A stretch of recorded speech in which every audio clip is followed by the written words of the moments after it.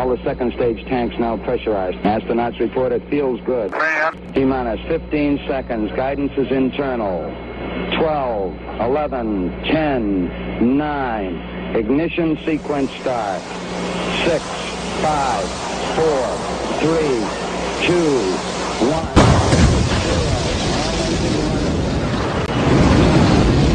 Like a furry torpedo to the jugular.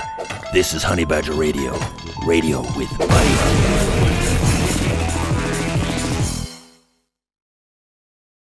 Hello and welcome to HBR Talk 377, the best laid plans of UN women. I'm your host, Hannah Wallen, here with Mike Stevenson, Dr. Randomer Cam, the personification of perceptivity. And we will be looking at UN women again, obviously. Their article on how to counter the Manosphere's toxic influence. We started this last week. We may skip over back and forth between some other pages here because they are doing the same thing in this article that they did in their previous article where they're referencing other things.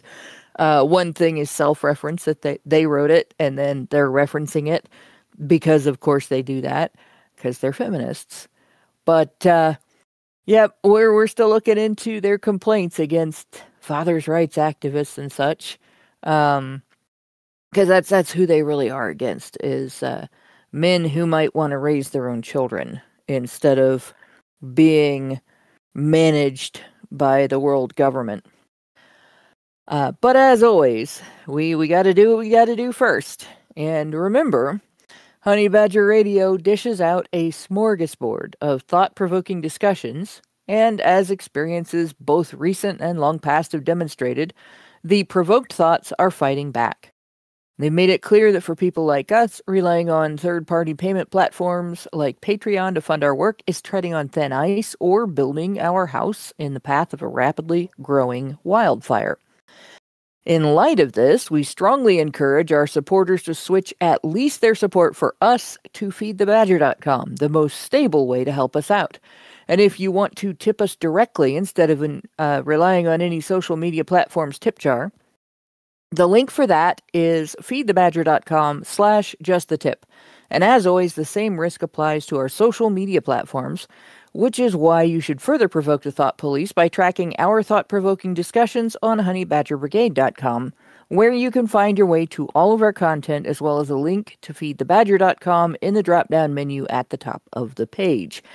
And remember also at Feed the Badger, there is, if I remember correctly, a way to tip Mike directly as well.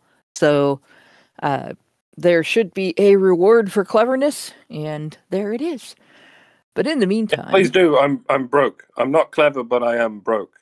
So you are clever. That's why I asked you to be on the show as often as you could. Well, literally why. I kind of invited myself to the show, and I've been here ever since. But you're very kind. I did say come as much as you want on the show. Right. And there is a reason, because like I said, I think your perspective is particularly important. Especially we're talking about a lot of the stuff that the world government is imposing, and this is not a government organization that the people elected. This is a government organization that previous administrators of nations that had their own war machines threw together to work in collaboration with each other, and now it is acting as an authority over those nations. So it's supposed to be more like the Student Council of Nations, and it's behaving as though it is the king of a world kingdom. And UN Women isn't even a governmental part of it. It's just a organization that gives recommendations to the UN on behalf of feminists in women's name without the consent of most of us who are women. But Europe has been listening to them, unfortunately. And, our listeners should well know from previous shows, the UK, Mike's country, has been utterly destroyed by it. It's not the only one, but I don't actually have anybody from France or Spain to tell me about what's going on there. So we definitely need our UK representative, as much as you can say anyway. Because, I know if you say the wrong thing there, you get arrested. And it's not Officer Opie. So, but in any case, speaking of this imposition on the world, the UN Women group does not like us. They do not like the men's rights movement. They do not like them Sam I Am. They would not, could not, in a vote with a goat and all that. They're very upset with us because. Good. Hey, Lauren. We have a Lauren. I am here. Sorry for my lateness. Glad for that. Well, it's been a month. Yeah. Every single one of us has had a bunch of crap go wrong, so I kind of figured there may be something. Honey badgers are always late. Therefore, the latest honey badger is the honey badgerist honey badger. There we go. There we go. Sorry, guys. That came out of nowhere. And I'm not even having a bad allergy day. When I do, I don't cough at you guys. But yeah, UN Women hates our guts. And they especially hate the female MRAs, but they're going to only talk about the men because the way that they hate on us is to pretend that we don't exist. So earlier last week, we read the first couple paragraphs here about gender inequality, and they're peddling their other article and mental health impacts on boys and men. And, note that they were only talking about things that incels say, and they're only talking about them as if they have no basis for saying them. So right out of the chute, one of men's biggest complaints is you have to be a 10 in order to get a woman's attention because all women think they're 10s, right? All women think that they're the hottest thing on the planet, the coolest thing since sliced bread. And therefore, they must go for the top 20% to the top 5% of men. Is this a good place to add a hashtag not all? Because I know so many women. Yeah, I know. Hashtag not all. But that's because I happen to associate with a lot of women who aren't crazy. Far more women than you would expect rate themselves as 10s. This is the impression you can get if you listen to the Whatever podcast a lot. But let's not say that the Whatever podcast is not representative of an alarmingly large amount of women. And yes, I talk about other women like this, and then I think of myself as different. But to be honest, I married the handsomest guy in the world, so I also and definitely am not a 10, especially not now. But yeah. It's not representative of all women, but all women do have a degree of, they're taught growing up, shop around. They're taught growing up to have a little bit of hypergamy going on. And that was one that I had to fight because, my parents did the same thing in terms of, well, you should marry an earner so that, you're supported. But at the same time, my dad came from a home where his mom didn't have that situation. She was the breadwinner of their family all of her life until she got lots of cancer and passed away. And so he also insisted that I be capable of supporting myself and a family, because what if, right? What if lightning strikes? What if car accidents happen? What if I made bad choices in partner? But I did marry the handsomest guy in the world. And, I don't have to carry the load all by myself like she did. Well, it's simply not possible, so because I am the handsomest guy in the world. Oh, no. I would have to agree. My husband is the handsomest guy in the world. You guys just don't know.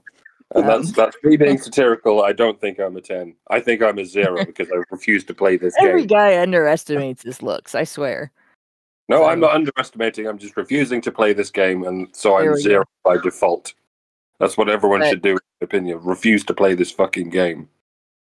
Well, and to that end, I would have to say that yes, not all, but it's the exception that proves the rule. Yeah, in this situation, the fact that the exception is the exception really does. Yeah. And women are always looking for a dude that earns a lot of money. They're always looking for a dude that's better looking than they are, right? You know, they're always looking for a dude that's bigger and stronger than they are, taller than they are. Let's see, what other rules did I break? Well, okay, so the one thing that they don't always look for is a dude that's smarter than they are.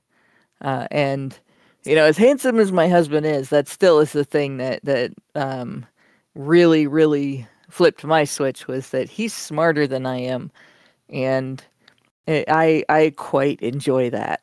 Yeah. And quite a bit. But in any case, all that aside, this thing that we looked at last week, started talking about this last week, the only thing that they mention here is Looksmaxing communities and how they subject men's photos to brutal commentary, right? Women engage in a behavior. Men work their asses off to accommodate that behavior, and then it's men's fault if that has a negative impact on men. That is UN Women's assessment. Women reject guys if they, you know, have things like a unibrow or a chubby face, or some women will even reject dad bods, right? Which I don't understand, because dad bods are cuddly. But like, women will reject the dumbest things. I only want a guy with blue eyes, or he has to be 6 feet tall or over, even though I'm only 5'1.5" inch. Oh, you can't say blue eyes. That's definitely racist, because there's a certain race that has blue eyes. There are actually dark-skinned people with blue eyes. But it's pretty rare. Very rare. It's white coded, so you can't say it. Yeah. I've known girls that will only date guys with blue eyes, which is I think is dumb, because I think brown eyes are pretty attractive too, and hazel. You know, like, it's a window to what the person is thinking. I don't necessarily buy into the whole window to the soul thing, but they are the window to what the person is thinking, and it's kind of cool to be able to see that. But so I don't think there's a more attractive eye color. But in any case, like, there's women will do all kinds of stuff like that, and then complain when guys are hypercritical about their own looks. You know, as if guys did this to themselves. At the same time, the female-run, female-driven beauty industry that has to change every little thing about women at the cost of, like, between $150 and $300 a month on supplies, that somehow is men's fault. Those beauty standards that women push on each other are somehow men's fault. And that is, in a nutshell, you know, like, they're essentially, their first statement on how to get rid of us is to ignore us and only talk about things that they think they can get people to hate. All these men are tearing each other down, and in particular things they can get women to hate, because other guys are going to be like, yeah, so. But when you talk to women about this, they're going to get upset. They're going to think these guys are in trouble. They're going to think these guys are you know, the cause of all male suicide and so on. Not going to consider the fact that these guys are doing this because they're already experiencing social rejection and they're trying to figure out how to stop that from happening. Nope, they're just bad. How dare they try to improve their looks? How dare they talk about what needs improvement or what they think needs improvement? And at the same time, if you suggest that maybe women shouldn't have such brutal standards in the first place, and then guys wouldn't subject each other to that type of criticism, here's what you need to change, because this is what women like, then you're a misogynist. So the upshot then is what? Women should have the highest of high standards. But how dare men try to meet those standards? What the fuck is wrong with those guys? That makes sense, doesn't it?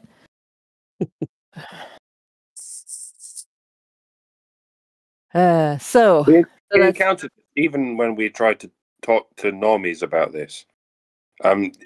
This happened over that one Christmas when we tried to have that X space with anyone who joined it, and we were encountered by several men who much like when Brian and Alison tried to talk to this to these normies on this stream, and we keep encountering this like, look, if women have high standards, you should just meet those standards. You can't just blame women for having these high standards. You just need to meet these high standards. And I'm like, okay, yep, I can see where you're driving at, because you're trying not to fall down to the floor, but I'm like, you're trying to rise up to the ceiling. So I have to ask, what would the world look like if women's standards were too high? And this is a conditional hypothesis, and that makes it very that blows the minds of dare I say low IQ people who can't entertain a conditional hypothesis. But what would the world look like if women's standards were too high? And I just have to ask this to the average normie. Like, imagine, just blue sky thinking for a moment. What if women's standards were too high? How would that present as a series of applicable descriptions in the world? What would that look like? And people have trouble describing this without describing the world as it is right now. Because yeah, it's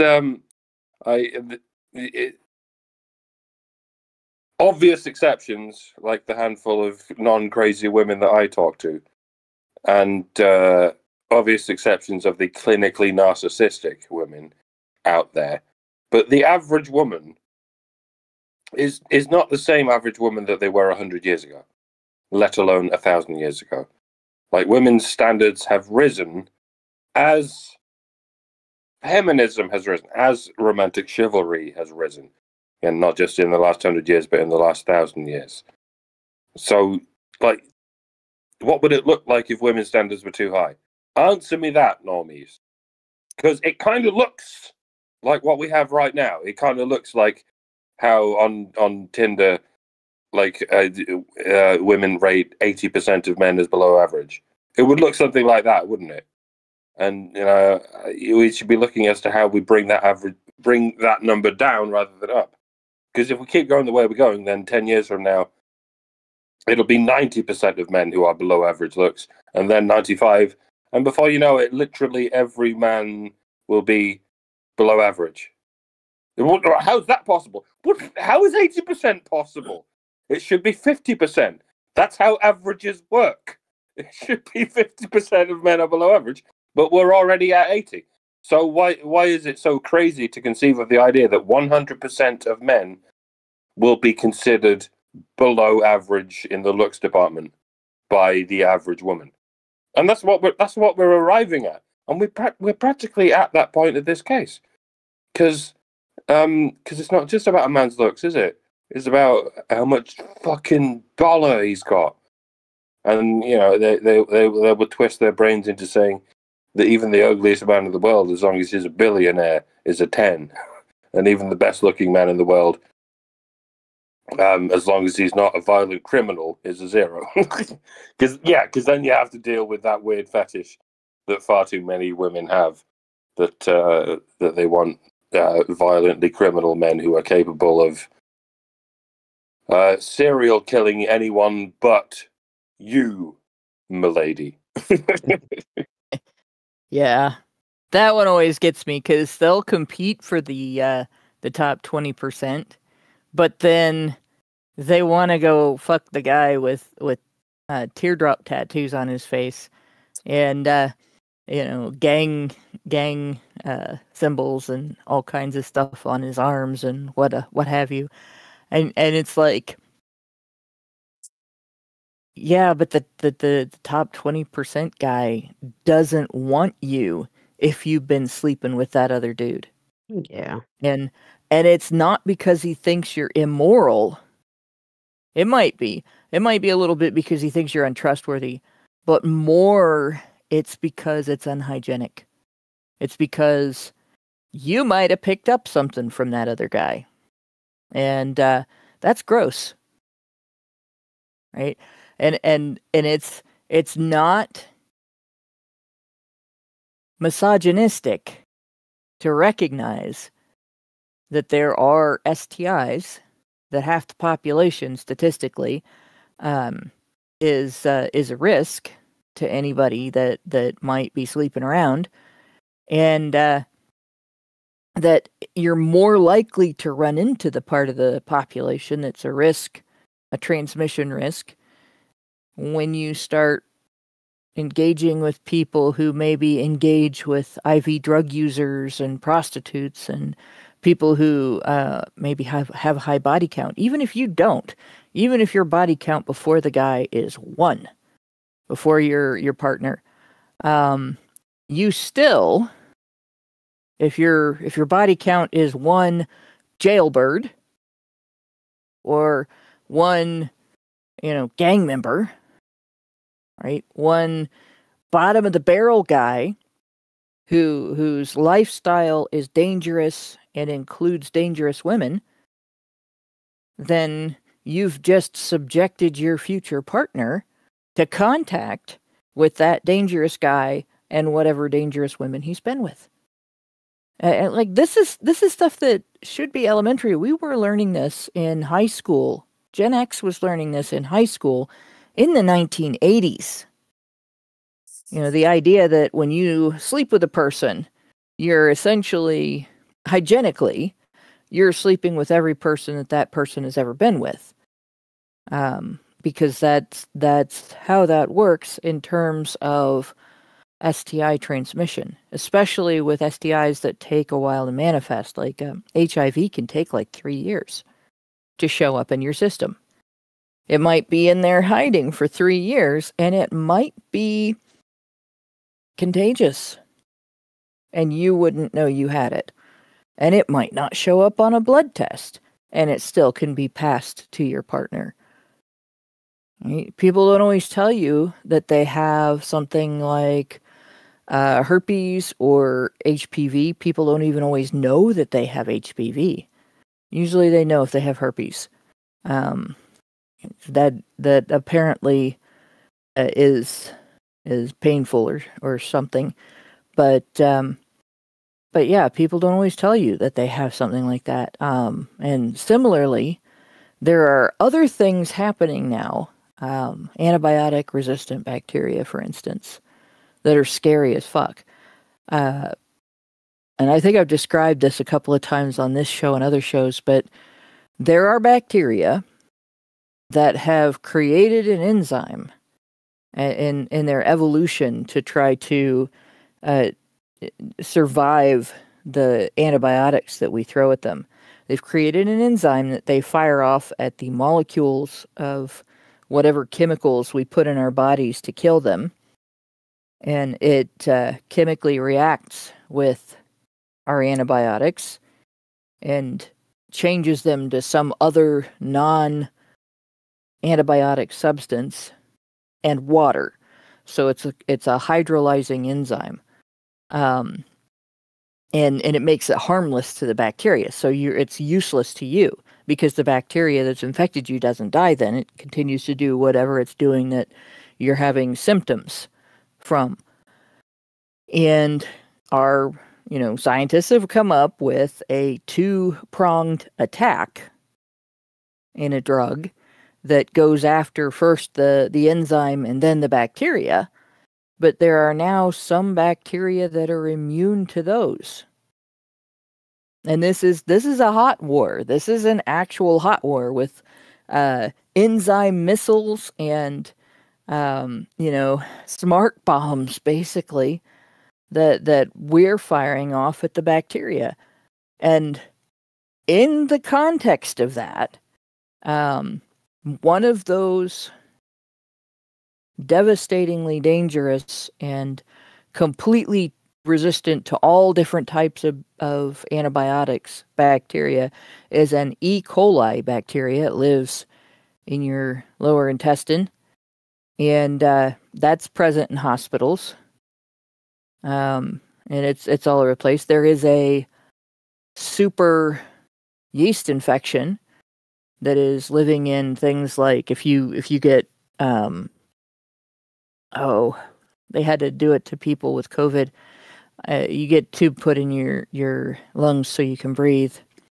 Intubated, if you have to get intubated. Some of those, they're having difficulty cleaning the yeast infections off of them.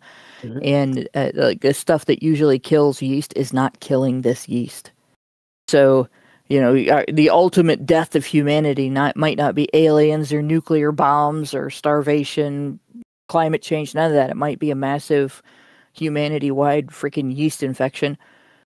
But among the rest of that is a antibiotic-resistant form of gonorrhea.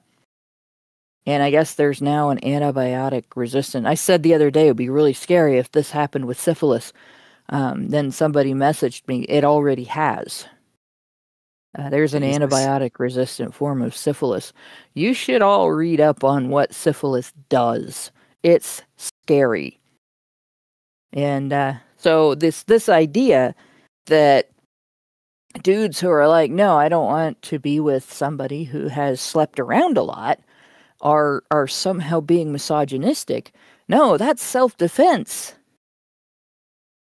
Okay? That's being wise. Women should have the same attitude, both about themselves, I don't want to be the person that slept around, and also toward you, because they have a risk as well.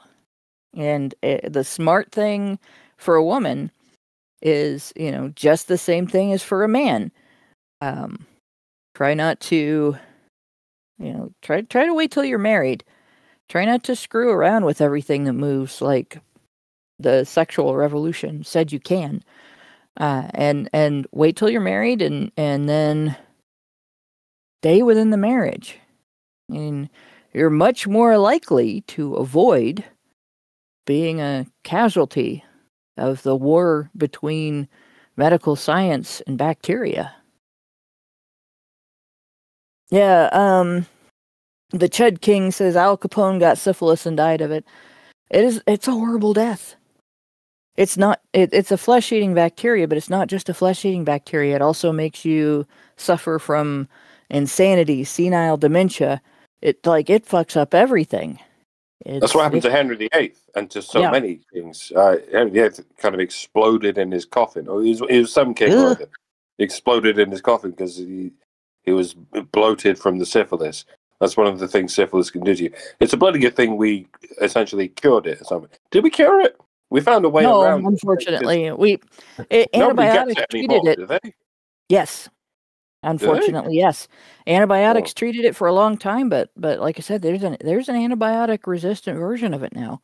So this is like I said, people should be very careful who they have sex with.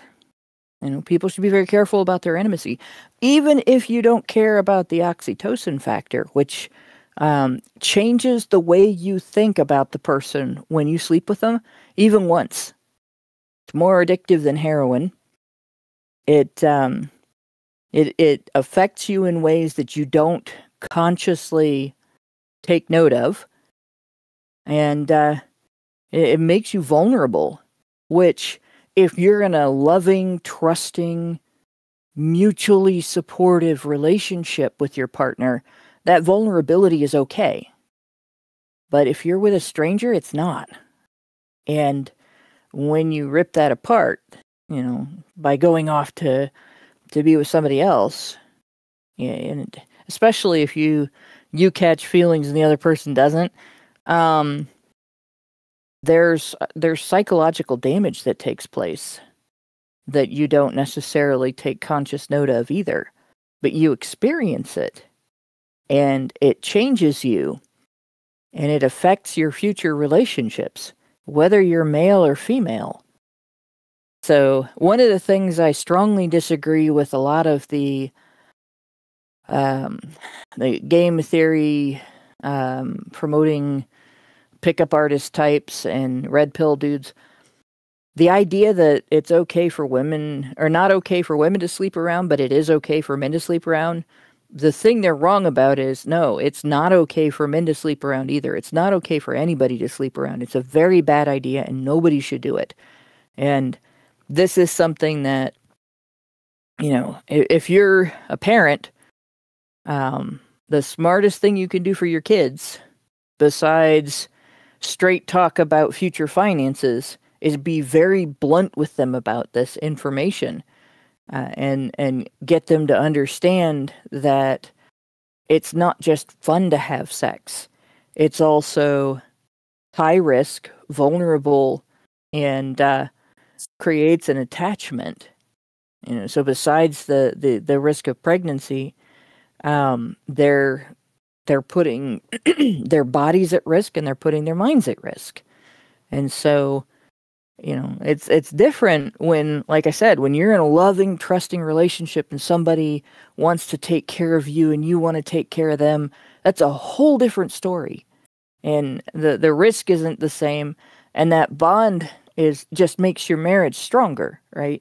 But when you're not, and you end up hurting each other. And it's one of the reasons why there's often so much bitterness between partners that they break up when they're young. And all these women that tell you about all their toxic ex-boyfriends, I'll bet that guy wasn't toxic while they were sleeping with him. It was only after that stopped that all of a sudden everything about him was wrong. Right? Yeah. That's why for all this talk we hear about how it's societally considered okay for men to sleep around but not for women to sleep around. Well, that's largely based on the men who are in charge of things.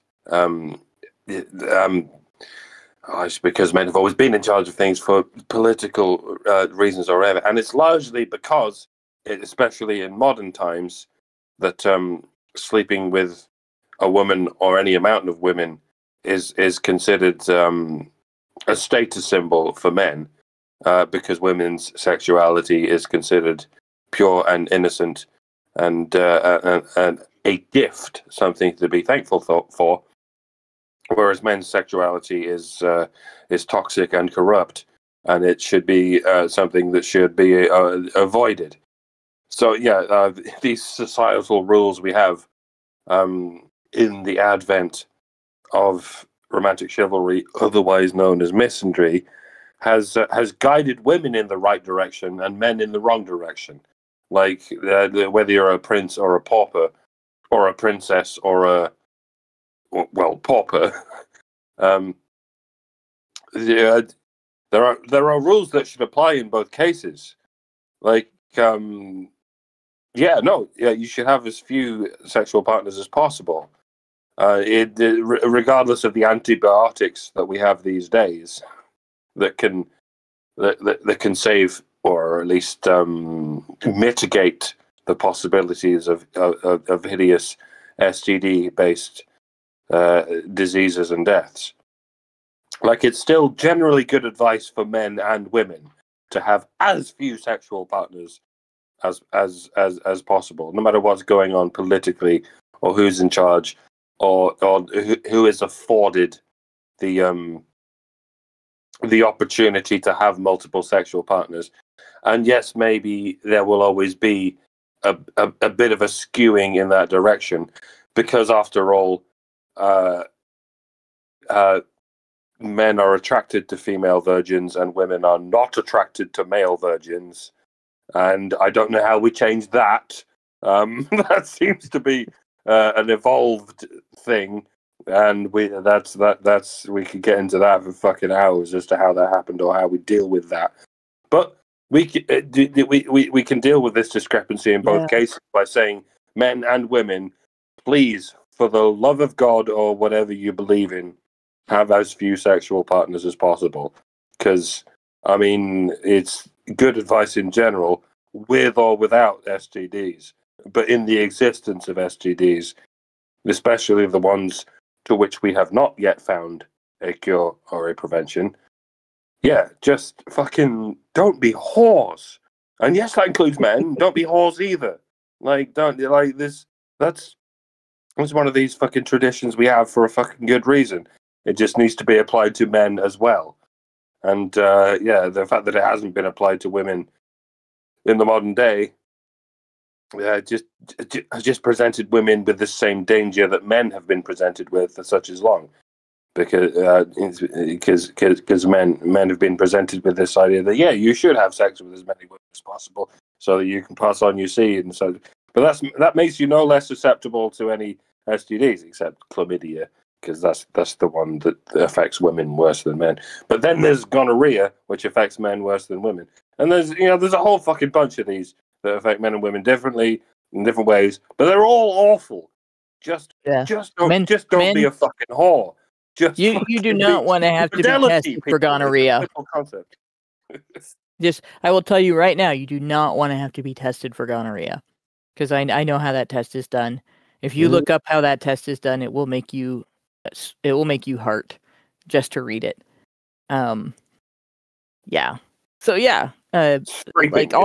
Scraping. Yes. It's not a pleasant experience for anyone. But men have a longer urethra than women do, so it's more unpleasant for men. So here we have this. So here we have the situation where, I think part of the reason that incel communities exist now, and they are so big, is this normalization of risky, indiscriminate sexual behavior. And, once upon a time, that wasn't normal. I mean, it wasn't normal for unmarried people to engage in rampant, wanton, indiscriminate, widespread sexual behavior. And part of it was because they didn't have the effective birth control that we have today. But a lot of it was because we didn't have antibiotics. We didn't have vaccines. Heck, even when I was in high school, there was no HPV vaccine when I was a teenager. Right? When I was a teenager, AIDS was a death sentence. They didn't have a treatment for it that could preserve your life for years and years. Right? And people who got it died from pneumonia. And if they didn't die from pneumonia, they went through a similar death in some ways to syphilis. You got lesions on your brain and became senile. So it was not a time where, this shit wasn't scary. It was scary. And that was the end of the 20th century. Prior to that, like historically throughout earlier history, you had people being much, much more careful. Yes, Benjamin, I do see you. And, you wanted me to talk about herpes. Herpes, that's another thing. There is some indication that there are cancers related to herpes. There are definitely cancers related to HPV, which is a herpes family virus. It's in herpes, chickenpox, cold sores, and HPV, and there's some other viruses that are in that family. And it's my personal suspicion that if one of them, which we know two of them at least, have some relationship to cancer, that probably all of them do, all of the herpes family. And so I think those are dangerous viruses. HPV can be deadly without, you're not going to die of genital warts, but you might die of throat cancer, or you might die of a genital cancer. And if you're female, the scary thing about it is when you get it on your cervix, you don't have any symptoms. And it'll start out as a little tumor like the size of the lead of a pencil, and then it'll grow to maybe the size of a sweet pea. That's, and you can get it. You don't have to have HPV to get that. I had that, and I don't have HPV, but it's significantly more likely if you have HPV, and I think most people who do get it have HPV, but in any case, it will suddenly, go from that little teeny weeny pea-sized tumor without warning to just taking over your whole reproductive system rapidly, and it can go from 0 to stage 4 so fast that you don't even get tested for it before it's too late to get treated for it, and you end up dying from it. When I had that little tumor, the only reason we found it was because I was pregnant, and so I was in for prenatal care, and they did the usual female tests and everything, because I had chosen to not go to the doctor for like 10 years. I don't like going to the doctor. I spent like my whole childhood in hospitals, so I don't spend as very much time at the doctor's office now. But if I hadn't been pregnant, we wouldn't have found it, and I wouldn't be here, because it was the rapid developing kind. And so it was so easy for me. They got it all with the biopsy. I didn't have to go through chemo. I didn't have to go through radiation. I didn't have to be scared. I had to go do the female tests every 6 months for 7 years. It was my punishment for skipping the annual one for 10 years. But aside from that, that was it, man. And I don't know. Richard Bier says, is monkeypox a pox virus or a herpes family? I'm not sure. I know, like, smallpox, I think, is a herpes virus, so monkeypox might also be a herpes virus. From the pictures I've seen, it looks like one, but that doesn't necessarily mean it is. But it's the same family of viruses. That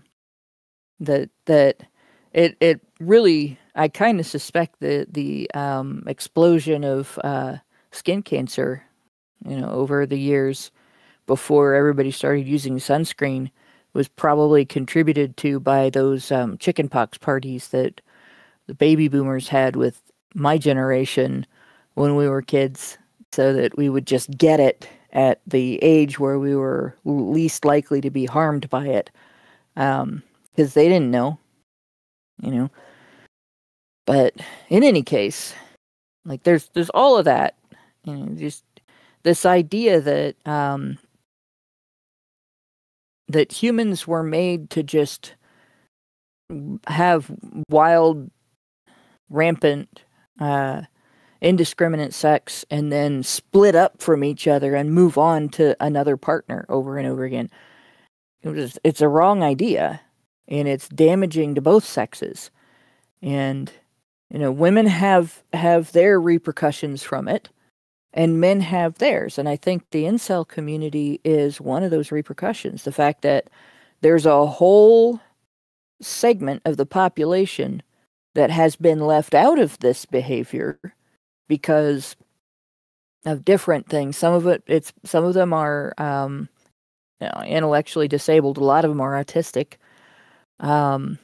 Many of them are disabled physically, have at least some degree of what other people would look at and see as a deformity. And I mean, like, I'm not just talking about unattractive facial features. I'm talking about, like, years ago, I had a boyfriend that had one of his pectoral muscles never grew. So one side of his chest was completely flat. That happens with women too. A lot of times women will be given a surgery. He wasn't given a surgery, so he had a muscle on one side and a flat chest on the other side. And I guess some women are picky about stuff like that. This guy was a great guy. He wasn't the guy, but I mean, we parted on good terms, and he moved on to somebody else, and I believe he got married. But today, women are very picky about stuff like that, and they can be downright bitchy about it. And, you know, that's minor. Some guys have a really rough time. There are 2 levels below the bottom rung of the social ladder that are populated. The first one down is populated almost exclusively by guys, and the bottom one is exclusively guys. And that's who is in the incel community, is those guys that don't know how to socialize very well, or guys that maybe they're way too short or way too skinny, or have a sweating problem, or all kinds of different things. And because they see everybody else engaging in this crazy ass behavior that everybody has made normal, it does damage to them too. And it's not something where I say, well, how dare you sleep with people because this other guy is going to be sad. It's the psychology of this normalizing a behavior that is unhealthy and dangerous, and making it look like not only is it normal, but it's a requirement for you to be considered normal, and it's supposed to be fun and important to people's lives. Then you have a whole segment of the population that's left out of it. That's very damaging. So, yeah, there's a reason. What do women do? They demonize them for it. Yeah, there's a reason that most animal species, if not damn near all animal species that haven't gone extinct to this day, gravitate to either a tournament situation or a pair bonding situation, is because they're the safest ways of doing these things. Tournament because it's one male and a whole bunch of females, or I guess in a bunch of insect species, one female and a bunch of males, or pair bonding. And this is why apes evolved from tournament to pair bonding, with apparently a very narrow pathway in between the two. Because the only other alternative is what we have in the modern age, where everyone's just fucking everyone. there's a very and good not reason. having the babies.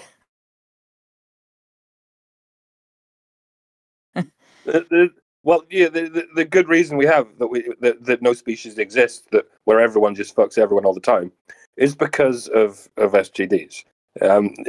Because nature is always fighting this arms war, and that includes the various bacteria and viruses that are always vying to try and get from body to body.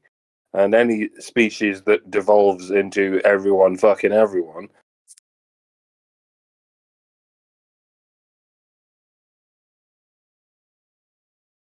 by these various viruses and bacteria that are always hoping to jump from body to body as quickly as they possibly can.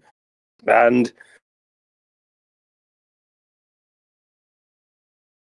cultural and societal norms where everyone shouldn't fuck everyone all the time. Because if we did have these societal norms, we would fucking die. Our species would fucking die at the hands of all of these viruses and bacteria that are just jumping at the chance of this happening so that they can kill us all. Seems kind of obvious, doesn't it? Well, that spaceship that's headed here from what's it called, 31 Atlas or whatever, they're gonna destroy the planet anyway. So, it makes me think of Weird Al Yankovic's "Happy Birthday," but where he says finishes up something about things being irrelevant because we're all gonna die. But my point on this is, like, we have this whole complicated factor around this community, that the contributing factors to their existence as a community, the contributing factors to their personal circumstances, and the contributing factors to their psychology, those all get ignored, right? The fact that women's standards are the reason why they so brutally criticize each other's looks, that gets ignored. And what is it? Oh, it's unrealistic definitions of manhood being imposed by the Manosphere on men, promoting anxiety, self-harm, and risky behaviors. It has absolutely nothing to do with the fact that all of society is geared toward making them think there's something wrong with them if they don't engage in probably one of the unhealthiest behaviors that humanity has adopted throughout our entire history, besides war. And similarly, like harmful gender attitudes and social norms. And they accuse us of amplifying sexist stereotypes and harmful social norms with limited accountability because we have anonymity, right?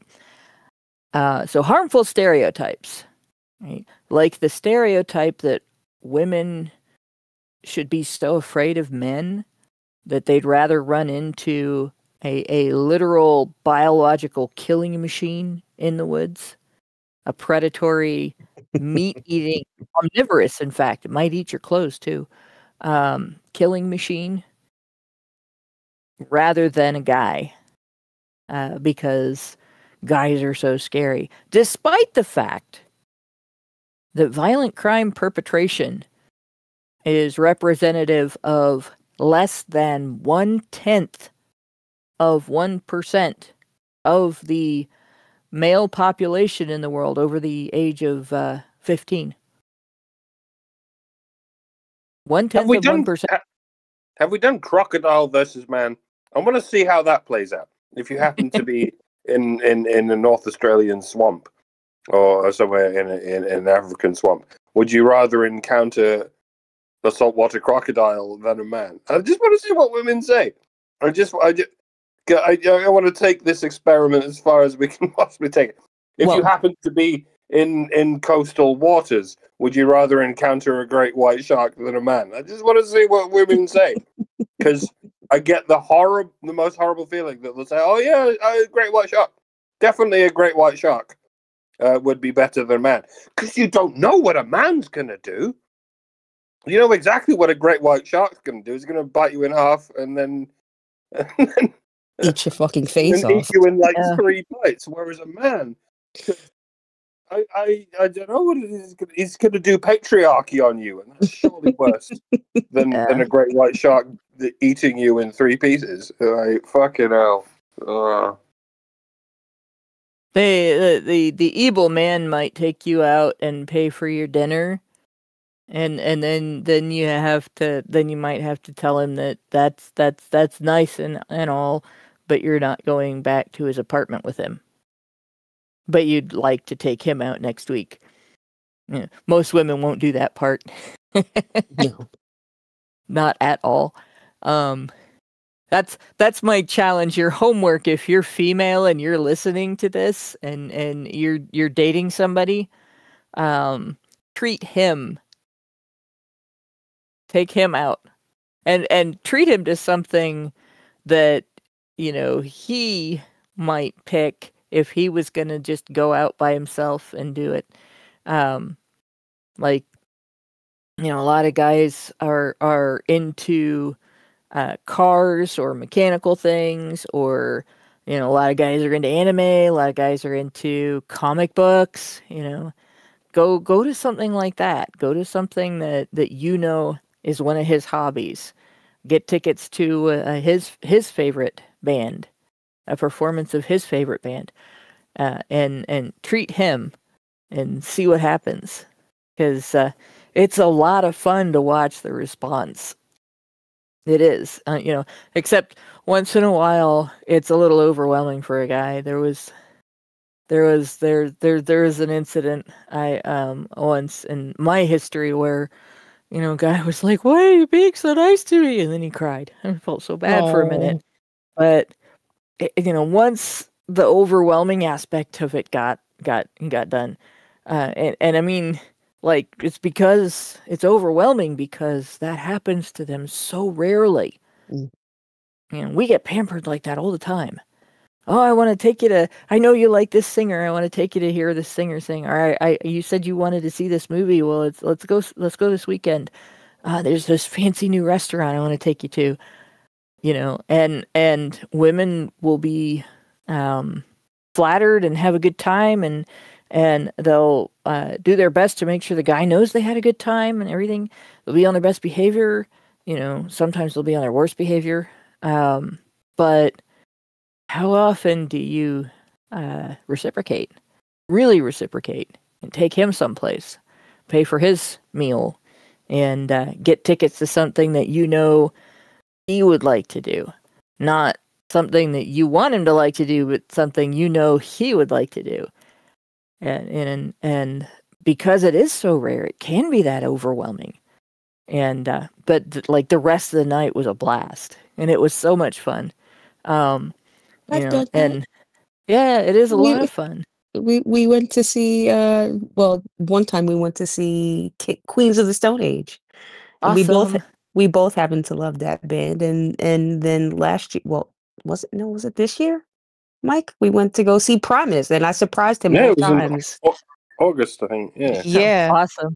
Yeah, and just the look on his face was just priceless. It was worth all of the effort and everything. So yeah. It's a great experience for both of you, and if he's been treating you, he deserves it anyway. So yeah. But yeah, this idea of sexist stereotypes, right? That generalization of that one minus, under 0.1% that is criminally violent. And by the way, one of the starkest differences between criminally violent men and all of the other men in the world who are not criminally violent is that criminally violent men, for one reason or another from their history, or sometimes because of genetics and birth injuries, are fucked in the head. Right? There is a different mental pattern, and there's even a different pattern in, like, when they look at the brain, when they do MRIs, and they can actually see which part of the brain is having reactions and everything. It's as different between criminally violent people and ordinary guys that are just living their lives and doing their best, as it is between people with physical brain damage from brain injuries and people with healthy brains. It's that different.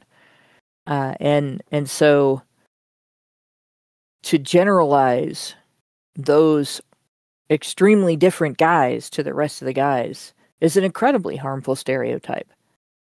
It not only does it damage the reputation of men and create animosity toward men and put them in a state of having to defend themselves because they're being defamed, and make them, if it affects the ego as well, right, their self-esteem, and causes men to feel like they have something to make up for that isn't even their fault, right? But it also teaches women not to defend themselves, not to have situational awareness, not to be able to tell the difference between a predator and someone who isn't going to do anything to them or might even help them if a predator comes after them. And so that's bad as well. And it prevents women from being able to tell the difference between a potential partner who would be a good father versus a potential partner who would not. So it's harmful to children. But feminists do that anyway, right? And this organization that is upset about harmful gender attitudes and social norms toward women does that. They promote the idea that domestic violence is something that men do and women experience, that it's widespread, pervasive, and can be generalized to the male population at large as a behavior. And they're pushing for legislation that relies on the Duluth model of handling domestic violence, which draws on patriarchy theory and dictates that authorities and help systems for victims presume domestic violence to be something that the male population does to the female population as a form of patriarchal dominance, oppression, and control. But that's not a harmful stereotype or gender attitude, is it? Well, we live in a society. Again, but we live in a society in which predation is based on abstraction more than it's based on physicality. Because back in the Stone Age, in the Paleolithic, whatever it was, when predation was based on physicality, it was based on the monsters that we lived with, like bears and crocodiles and great white sharks, mostly land animals, but you know what I mean. And yeah, and we've ejected most of that from our society, especially in Britain, where we've killed all the bears and the wolves, and now looking out for predators is a whole different set of game theory, dare I say. Now that we live in a society, we live with predators who are gaming the system of this society. That they have to get through the psychological barriers before they can get through the physical barriers. Not that we don't still live with monsters who don't give a shit about the psychological barrier, especially nowadays. Now that we have infinite 50 IQ shadow beasts from Pakistan wandering around who have the lowest barrier of psychological walls to get over, because they think they can just go, you, me, you're beautiful, me, you have babies, me, fuck you, me, you have, and all this bullshit. But at the same time, there are still intelligent psychopaths, and yeah, I know that sounds like I'm making it sound like there are psychopaths who are more intelligent than other people, but there are. This is something we don't like to address, but a great deal of psychopaths who need to be put in high security prison are highly intelligent, and that's how they become successful serial killers and serial rapists in the first place, because they are able to get around, manipulate people. They're able to get around these psychological barriers in the same way physical predators are able to get around physical barriers. Yeah, the good thing is that the overwhelming majority of psychopaths are not in that group. They're dumb enough to get caught. But the ones that are in that group, it's a scary combination to have an extremely high IQ and a total lack of conscience in the same person. Very, very dangerous. And yes, a great deal of them are female. Yep. Should we address this? I'm talking about these people who are able to get over these psychological barriers. It's a lot easier for women. It's a lot more natural for women. It seems to be ingrained in them, dare I say, evolutionarily, to get through the walls of men's psychology. It's a lot easier than it is for men to get through the walls of women's psychological walls. Because men are much more physical and women are much more psychological. Well, in different ways. You know, these are the avenues through which these predators have able to evolve themselves. And yes, even back in the Stone Age, there were female psychopaths who were able to manipulate males, despite those women being idiots, and despite those males being idiots. Even female idiots have a leg over when it comes.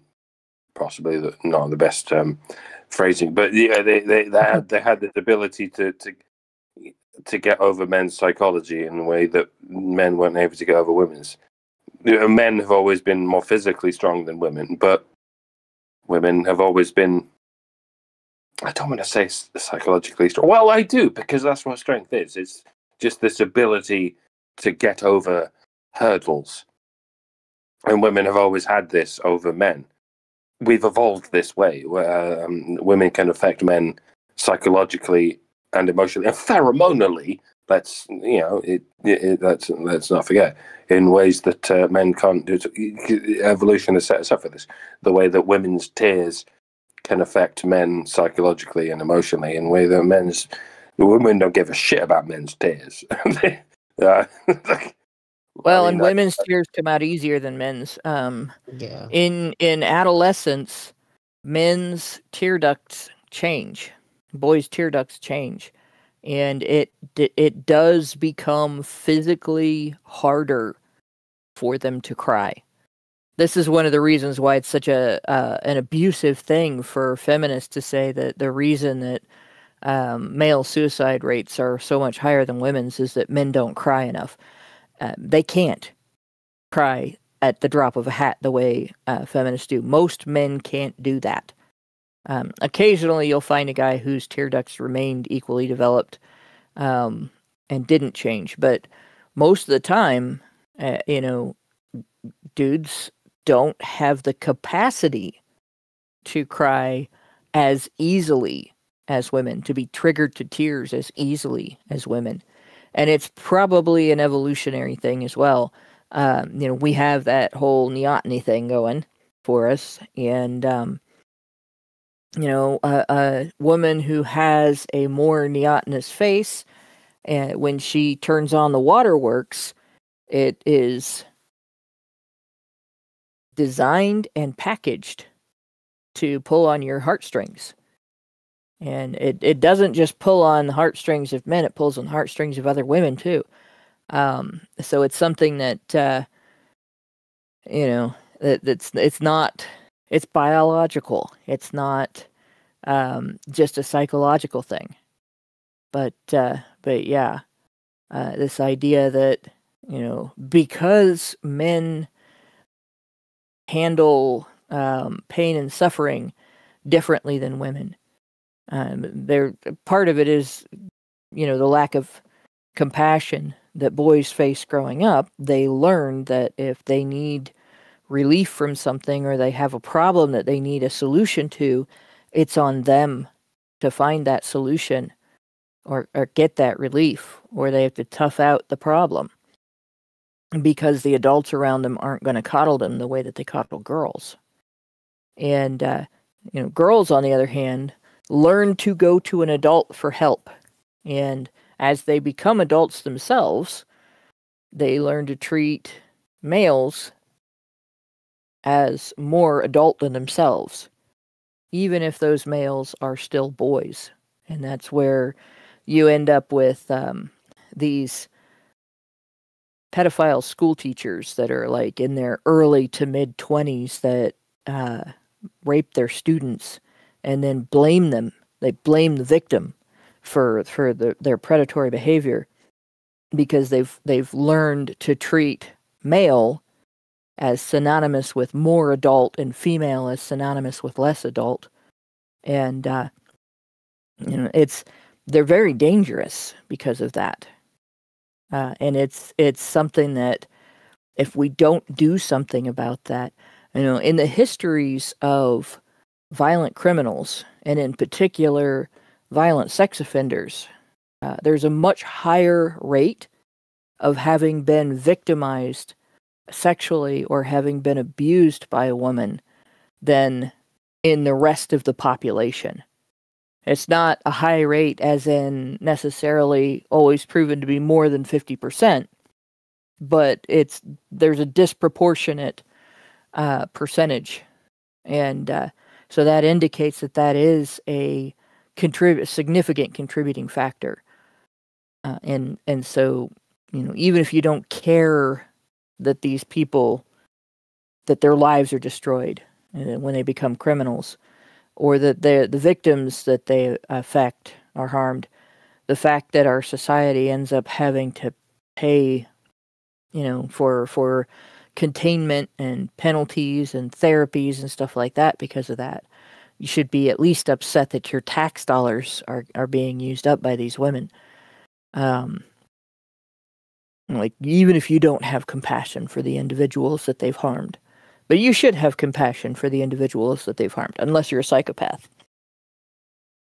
But yeah, harmful gender attitudes and social norms. Only men do that, right? Every species maxes out certain stats, to put it in gamer terms, that can develop their evolutionary niche. Because we all evolve into niches where we max out our health stats or our mobility stats or our camouflage stats or whatever it is. Or you get a super not long neck like a giraffe so that you can eat food nothing else can reach. Exactly. And all these species are in danger of, if they become too successful, they just continue maxing out these stats, even if they encounter environmental constraints or non-constraints, where they become so successful that their blessing becomes a curse, if you will, where giraffes' necks become too long, or cheetahs become too fast, that they can't, they have no stamina or whatever. And this is the problem with humans. We've maxed out our compassion stats, our gynocentric compassion stats, that we've reached this point where we're like, we don't know how to turn back. We don't know how to turn off this evolutionary niche that has made us so successful. And arguably, this is what religions are for. This is what mythologies are for. That people encounter these problems that these evolutionary niches have brought us into, and the only way to turn back, because it takes millions of years for evolution to turn this shit off, and when we get into a situation that humans are into, where we advance thousands of years at a time, if not hundreds of years at a time, we're advancing so quickly, societally and civilizationally, that we can't appeal to evolution to turn this off, because it's going to take millions of years. And this is why I guess it's helpful that we have that our evolutionary niche involves our brains, and our brains are able to write things down. We write things down like these religious books that we have, to sort of to tell people, look, you really need to wind this shit back, in the event that you can. And this is why we have stories like Adam and Eve. This is why we have stories like all that shit in the Bible, like Sodom and Gomorrah, about, be fucking careful, not to go this far. And that's the best we can do. And this is society fighting against evolution, and it's always going to be an upward battle. And this is why it's such an upward battle for us here at Honeybadger Radio, and indeed here in the dare I say, the men's rights movement, that we're trying to put some kind of societal barriers in place to push back against this evolutionary niche that we have, where we have these huge brains that make sure we protect women at all costs. And when I say at all costs, I mean at the cost of men.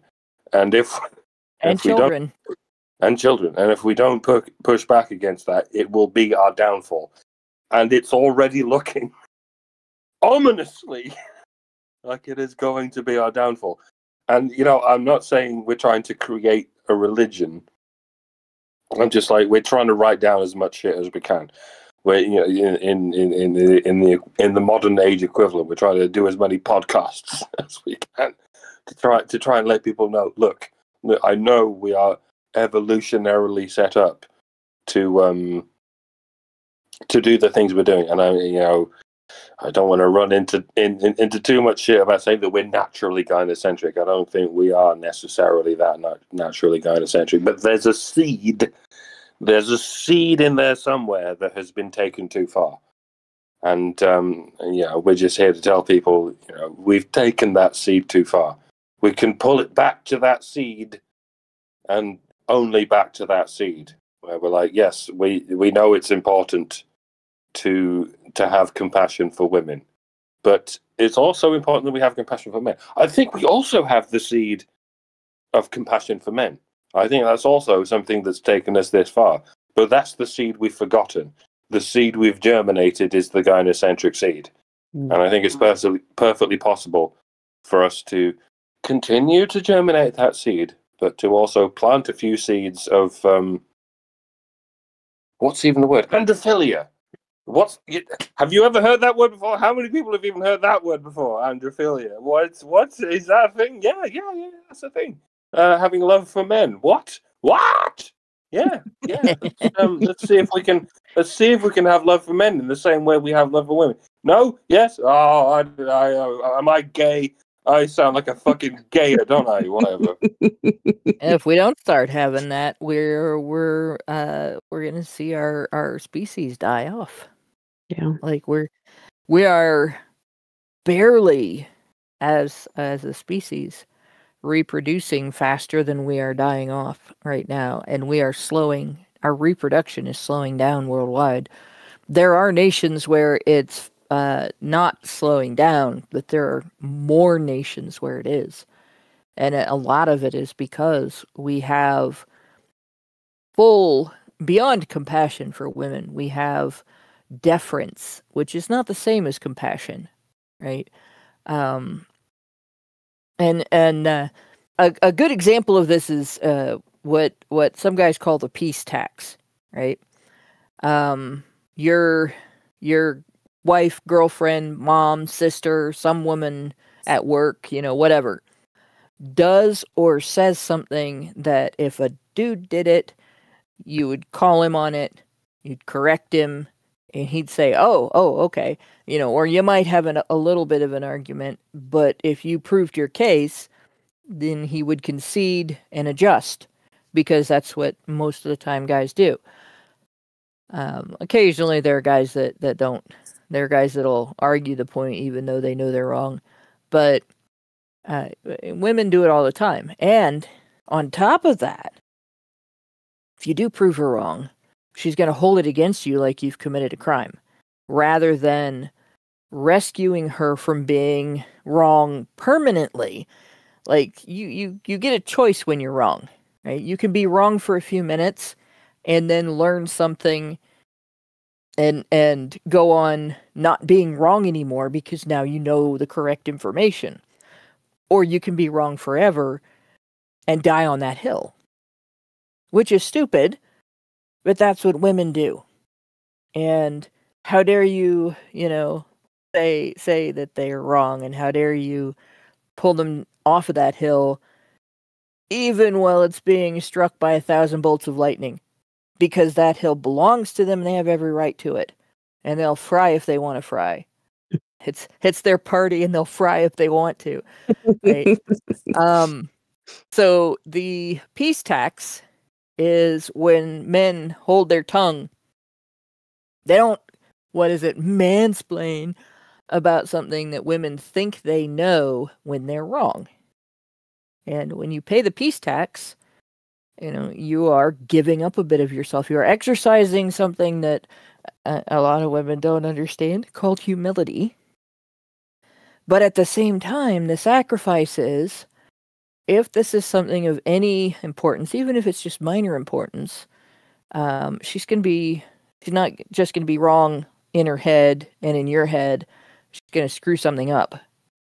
And maybe you have to let her fall. Maybe you have to let her suffer the consequences. Maybe you have to let other people suffer the consequences so that there is not a 10 years war over that day that you told her that she was wrong. Right? Which really, that's men going overboard for gynocentrism. But the reason behind it is because women go overboard for narcissism. Another way to describe gynocentrism is female narcissism, societal female narcissism. When we go back to those ancient stories in different religions, like the ones I know, the best are the Bible stories because that's what I was raised in. People look at the original sin, Adam and Eve, and the apple and everything, and all the things that people get out of that story about who should be in charge and all that. A lot of times they miss the point that the trigger inside of Eve for choosing to believe the serpent instead of believing God was ego, narcissism, vanity. Vanity is the devil's favorite sin. And it's unfortunately women's most frequently committed, right? You'll be like God. You'll be special. You'll be wise. You're not going to die from eating this. You're going to learn all kinds of things that God doesn't want you to know. You deserve, right? You deserve that knowledge. And Eve decided she deserved, and she ate the apple.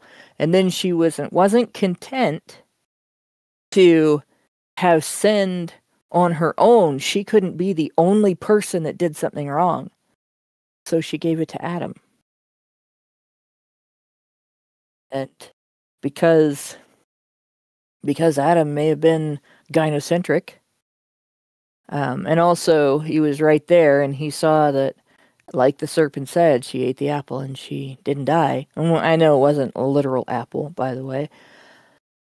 But therefore, that must have been a lie. Well, God didn't say instantly. Yeah. But he ate it. And now they both have consumed from the tree of knowledge, and the rest of the story is known. But it was ego, it was vanity that got that all started. The same thing that drives women to spend between $100 and $300 a month on makeup and fake fingernails and fake boobies and fake butt cheeks and fake hair and fake eyelashes, fake height, high-heeled shoes, new clothes, even if you have a whole closet full of clothes, that stuff that makes your waist thinner and your butt look bigger and your lips look fatter and that's just that's the women that don't go and get procedures done, plastic surgery, or have that thing that sucks your lips out like a duck's bill, or Botox in your face. This industry that caters to women by telling them that they're not pretty enough, but they could be if they would just spend, this many thousands of dollars. It's vanity. And it is the biggest downfall of humanity that we cater to women's vanity. We have more compassion for women's need to feed their vanity than we do for men's need to eat, sleep somewhere safe and warm, and maybe have access to utilities and medicine.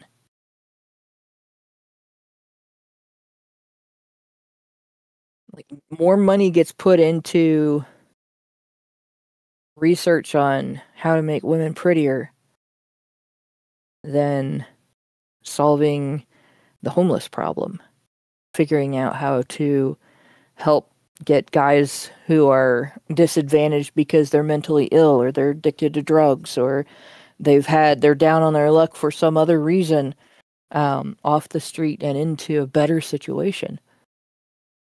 75% of the homeless, 95% of the unsheltered homeless. And, nobody gives enough of a flying fuck to say, maybe we should do some research into how to curb this problem that's affecting these men so that they can have better lives. Nope, we want to find out how to make women look younger. We want to figure out how to make women's asses look fatter.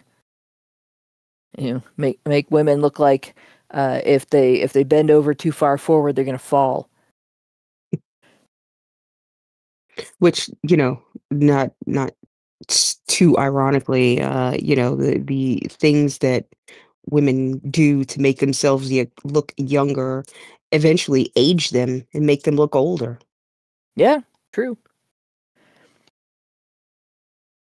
Well, and do you know what Botox is? Yes, botulinum. Yep, it's attenuated botulism. Mm-hmm. It's the most toxic, naturally occurring substance known to man. Yeah. It's the word I taught my kids to use when they were little as a substitute for a cuss word because it sounds like one, but it isn't. So, instead of, like you hit your thumb with a hammer, instead of yelling, fuck, you go, botulism. It worked for a few years. They all know fuck now. But they're adults. They're all, over 25. So 2 of them are over 30. I'm old. So yeah, harmful gender attitudes and social norms. And then we have the last thing we'll go over tonight. Dangerous social and dating behavior. We talked a little bit about that already, right? But this one they say, the Manosphere teaches young men how to manipulate women into sex. Okay, so remember, in their first paragraph, incels are the Manosphere. So this is their third paragraph. In the third paragraph, pickup artists are the Manosphere. Do you have any idea the size of the gap between incels and pickup artists? Well, clearly they don't. Damned if you do, damned if you don't. Yeah. Calculated in the perfect possible way. Yeah. So how do we find the middle ground between damned if you do and damned if you don't? Just don't do anything. Oh, that counts as don't. That's also damned. So do, but also people. Don't. And make sure you don't run into any icks, because those are also damned. Damned if you do, damned if you don't. Damned if you try to find a middle ground and it happens to be an ick. You might just get damned at every possible avenue, gentlemen. You know what really gives me the ick? Women who get upset at men for doing normal things. Yeah. Like that really, something's wrong with that. It's like watching somebody bite their fingernails back so far that they bleed and then keep on going. Stop! I had somebody tweeted a picture of somebody else's tweet, a screenshot of somebody else's tweet, where she had said, never date men that have hobbies. Because, the idea of men having personal interests in ways to, use their creativity, like, somehow that gave her the ick. God. What if your hobby is pleasing women? Oh, that makes you a PUA. She's on social media. What if your hobby is not pleasing women? Oh, that makes you an incel. What if your hobby...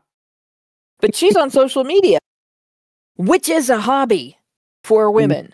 Mm-hmm. It's attention seeking. Like I do this. I'll cultivate attention in order to be able to post about issues that I think people don't pay enough attention to.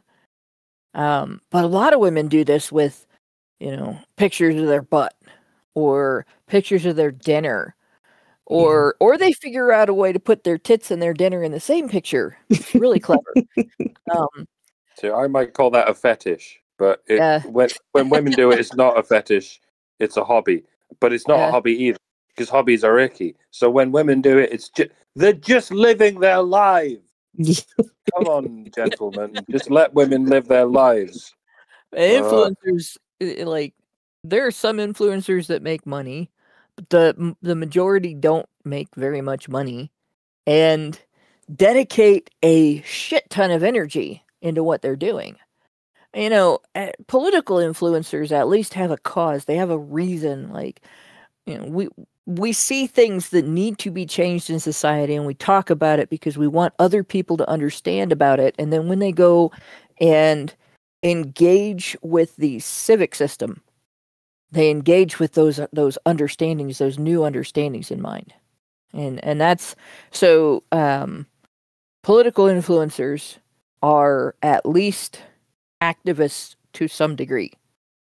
You know, and most don't get rich like Rush Limbaugh. Most have other jobs. Some have two jobs besides their influencer thing.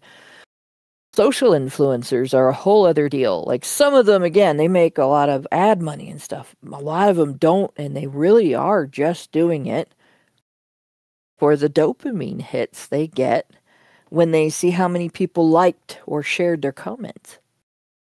And you know, when I look at my analytics, I don't look so much at who liked and shared or how many people liked and shared. I look at how many people saw it, because if it's an idea and I'm trying to get an idea across, that's the important number. But if you're, you know, trying to get approval for the presentation of your peanut butter and jelly sandwich or whatever you had for lunch, then the important button is the likes, right? The like button suddenly becomes your lifeline. You're tapping a vein trying to get more likes in there as quickly as you can for those dopamine hits.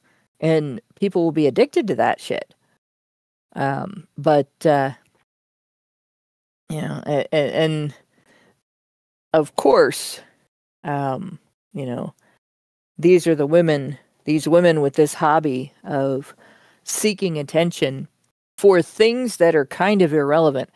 Nobody else gives a flying fuck what you had for lunch. Unless you're going to present something that they might want a recipe for and they might want to cook at home, and you could share that and say, here's how to do this. It's really yummy. You should try it. Or let me cook some for you sometime. You know, oh no, I think I just told women to make people sandwiches. I talked about peanut butter sandwiches. I'm sexist. I make good sandwiches. Not as good as the ones my husband makes. But yeah, nobody gives a flying fuck what you had for lunch, right? But that dopamine hit, that hobby, you know, you don't even realize you're using your hobby to bitch about guys' hobbies. You don't even realize you're doing the thing that you're criticizing, right? So this idea of the Manosphere teaching young men how to manipulate women into sex. Women use sex to manipulate men into economic support.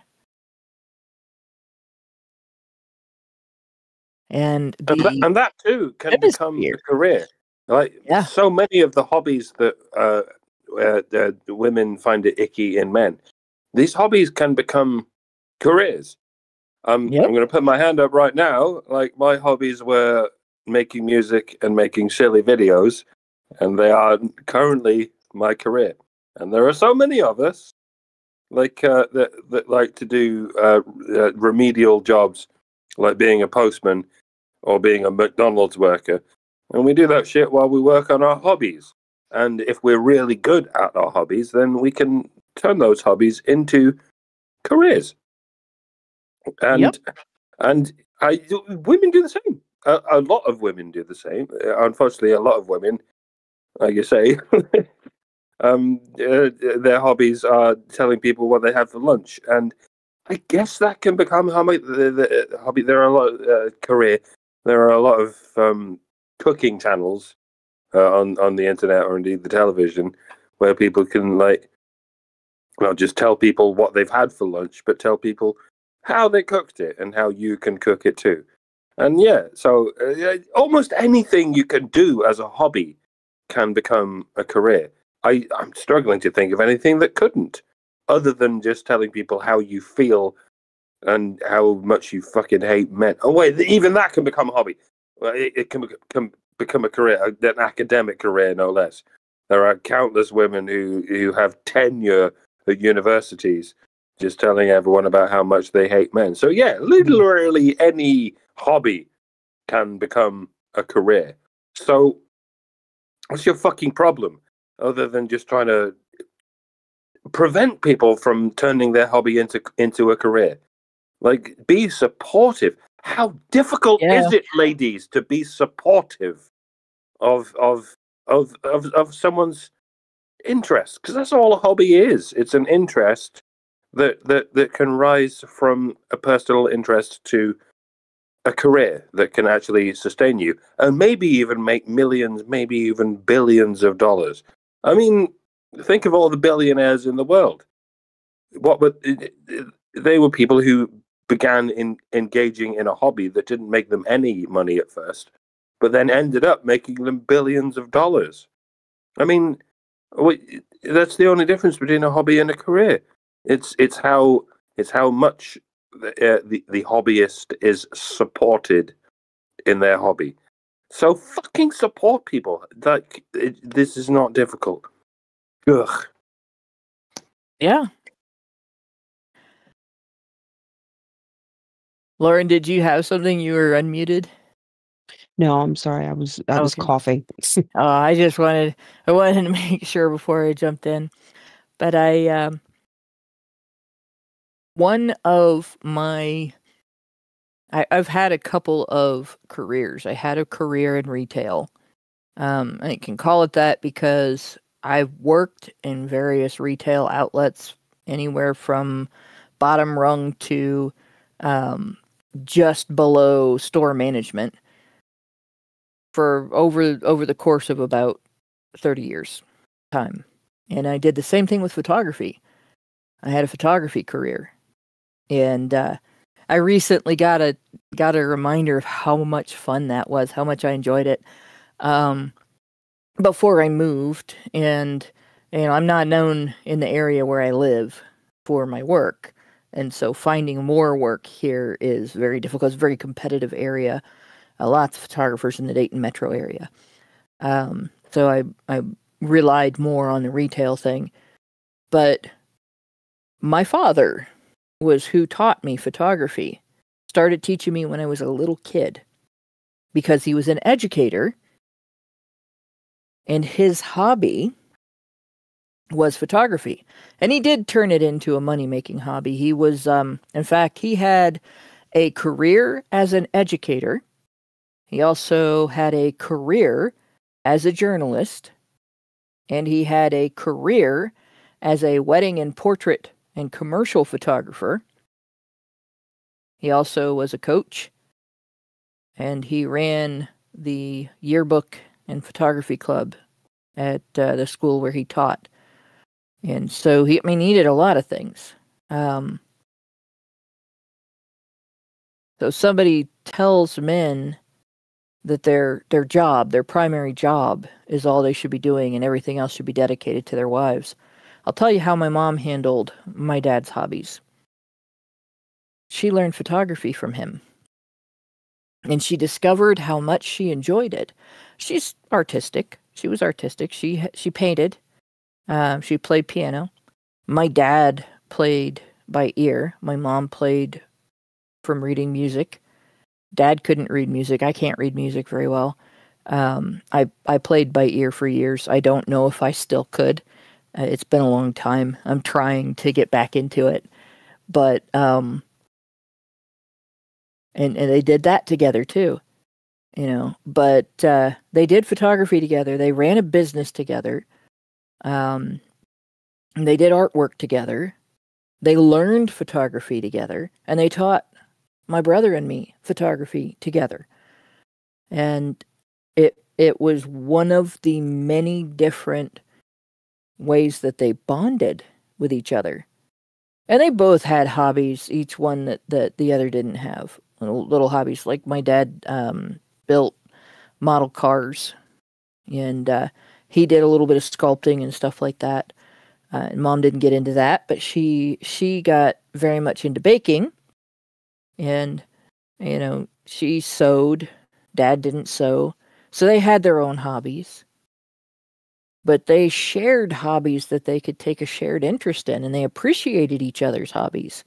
Mom enjoyed having Dad's cars on display. Dad wore things that Mom made for him. We all did.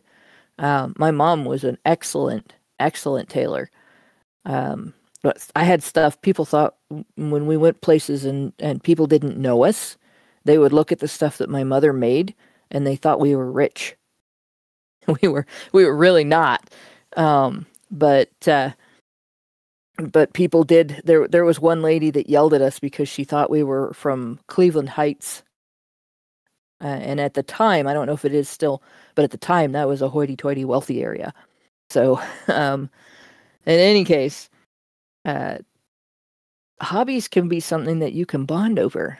But women have this tendency to be like, well, it's a self-interest. If a guy has any interest in himself, if he's not completely subservient to me, that gives me the ick.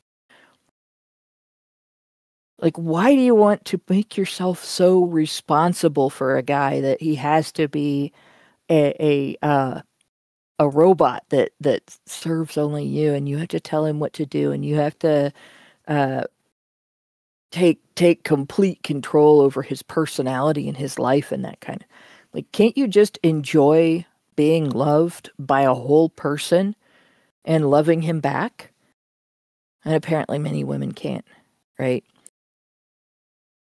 So it's not just this idea that men manipulate women into sex. Women manipulate men.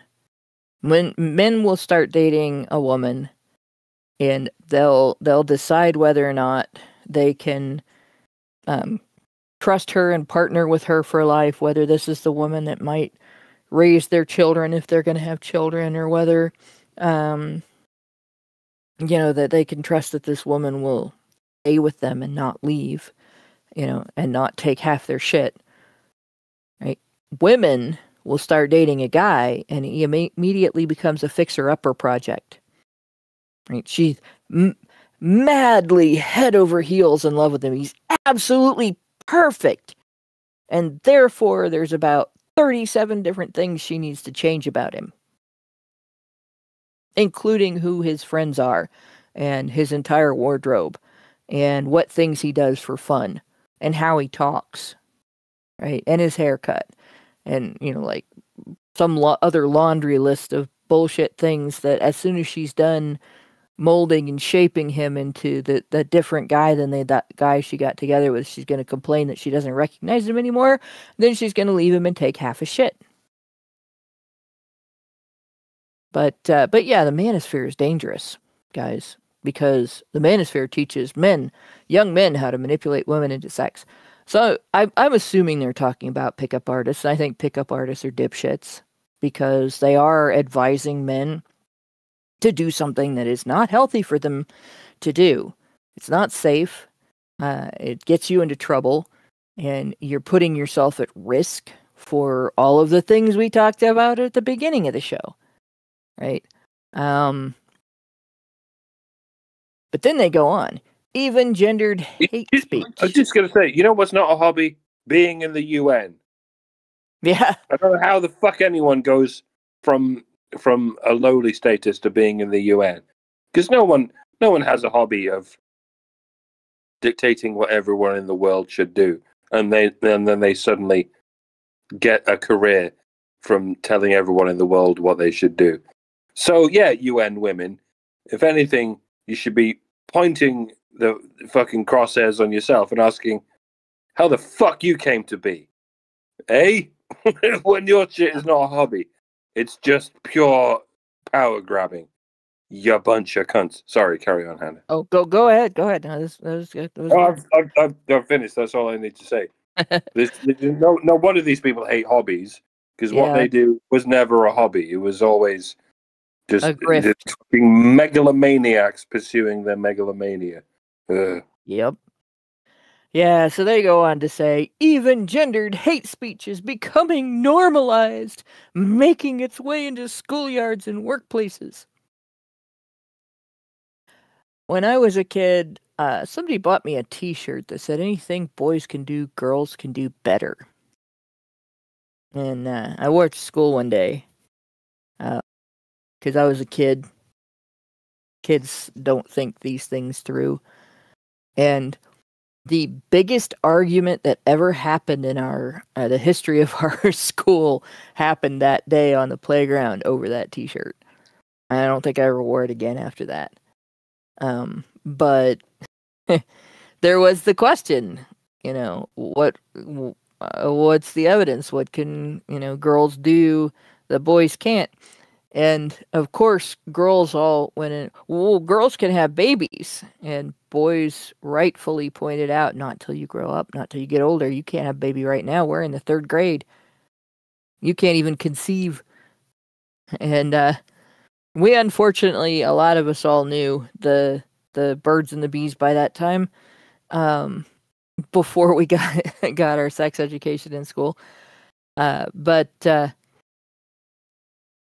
of all things, the one thing the girls had to concede was the boys could pee standing up and not get any on themselves. And most girls can't do that. They don't have the muscle control. It's possible to do that, but you have to be able to fire fast and hard and get it all out at once. But it's the same with boys, by the way. I mean, if you lose muscle control, then then you're gonna pee on your feet. You're gonna pee on the seat, and then you'll have to. Well, yes. Yep. But yeah. By the end of the argument, it was conceded that boys could pee standing up and girls can't, and they didn't even concede that guys are stronger, because at that age, not very many of them were.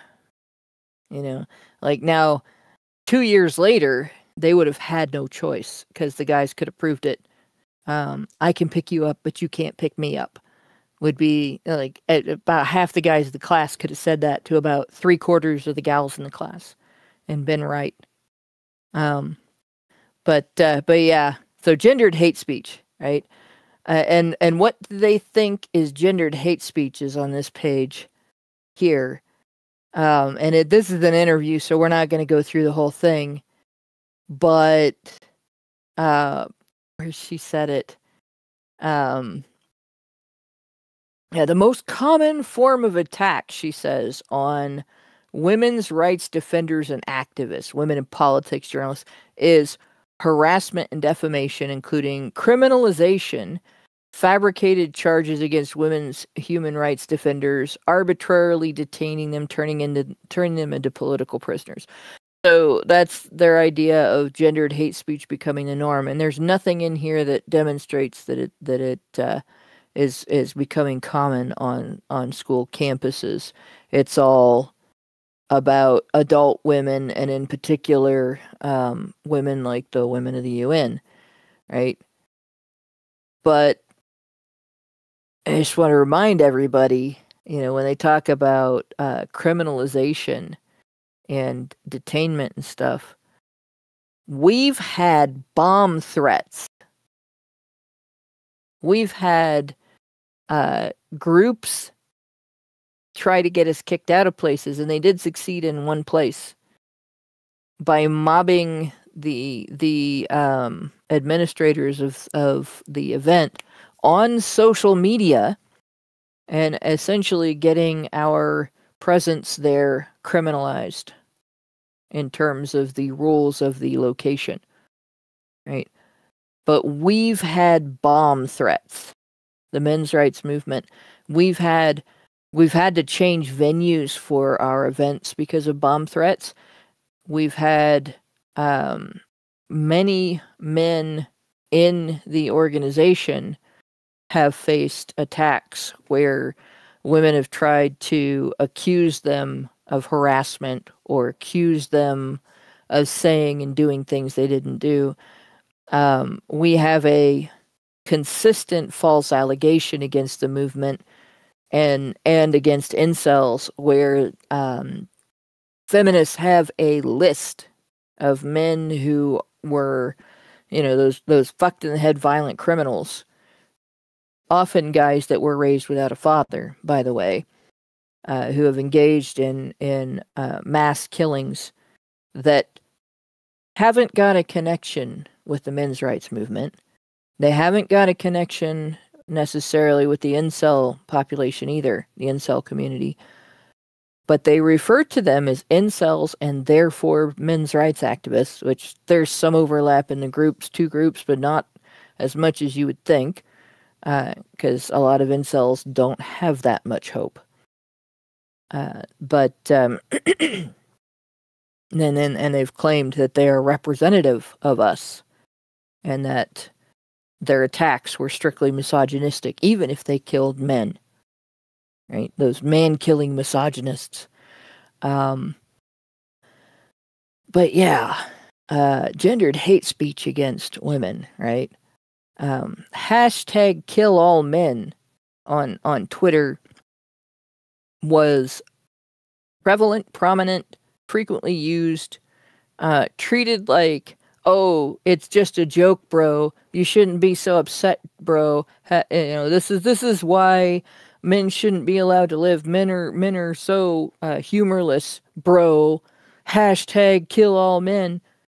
I mean, there are not terms targeting women like the term mansplaining, which was originally coined to mock men for talking about having the same complaints that women have on some levels. For instance, men can be sexual assault victims, men can be domestic abuse victims, and when they experience that, it's just as painful and harmful. It's just as much a violation of their person, and it's just as toxic for the community, sometimes worse, right?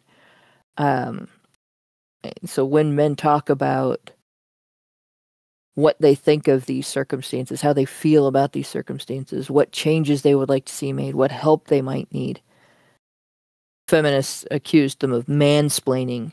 We already know what it's like to be abuse victims. All women are abuse victims. The patriarchy, blah, blah, blah. How dare you take our spotlight, our victim spotlight. Men who have been stabbed, hit with frying pans, poisoned, shot, had other men sicked on them by women, men who have been drugged and raped by women, men who have been drugged and robbed by women.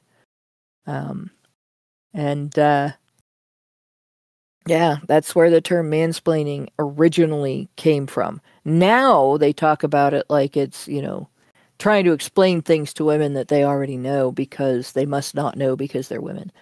But that's bullshit, right? They had to come up with something to redeem the term.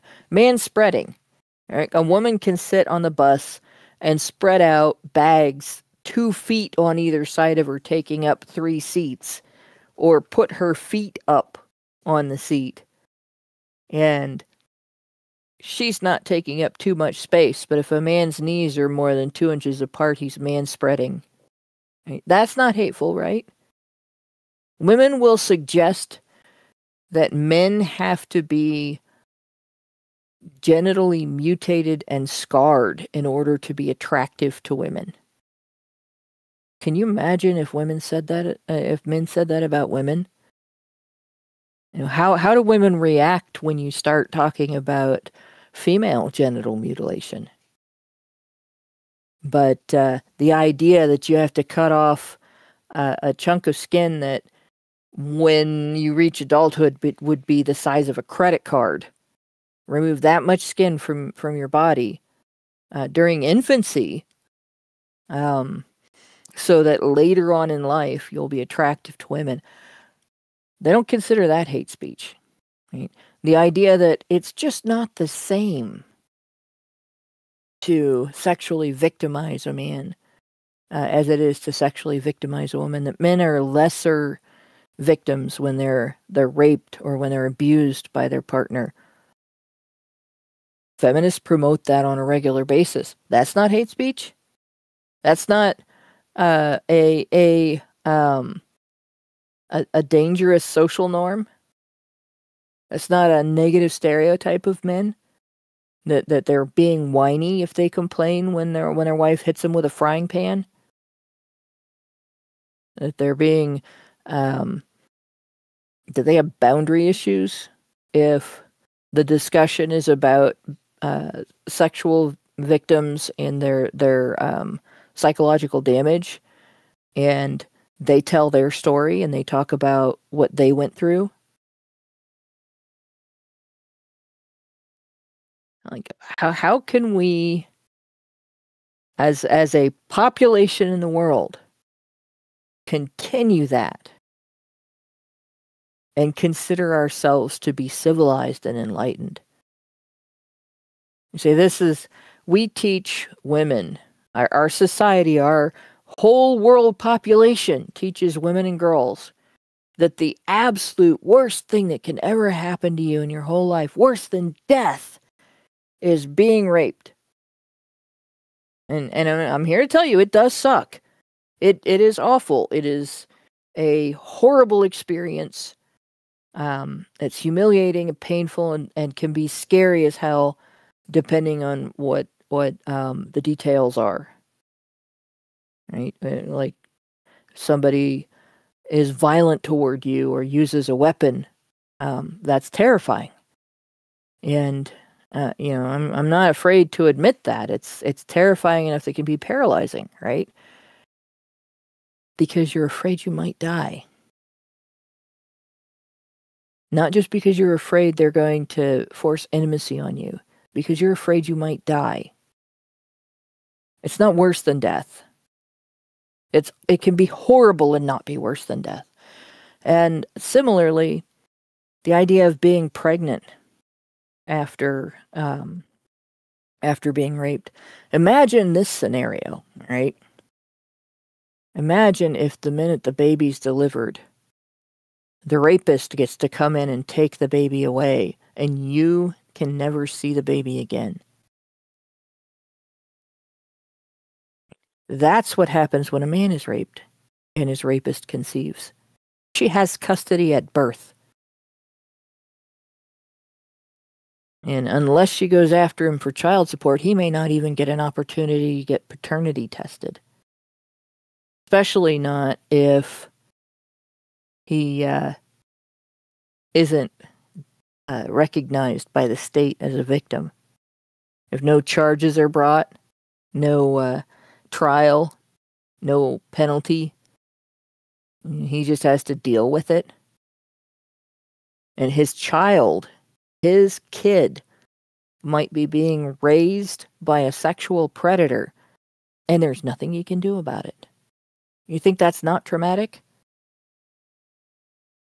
And she gets to take his foreskin. She gets to take your child and his foreskin. And those are among the two worst things that can happen to a human being. Taking your child and taking parts of his body along with them. Yep. Present to me anything that's worse than either of those two things. Being murdered. Well, that's the only thing. But I mean, being murdered is ultimately the worst thing that can happen to a person. Although, honestly, if you had, being murdered isn't worse than losing your child. Being murdered might be worse than losing some flesh, even if it's important flesh. If you can survive without it. Like, if somebody said, "Give me, let me cut off your foot, or I'm going to kill you," I would give up my foot. I would rather stay alive. Right? And when someone said, "You better sit still and take it," I did. Because I didn't want to get shot. And that's the way it is. Right? You know what's worse than death when you're willing to tolerate it in order to avoid death. But I would rather die than lose one of my kids. I would rather die 1,000 times than lose one of my kids. I've had nightmares about that, about losing one of my kids.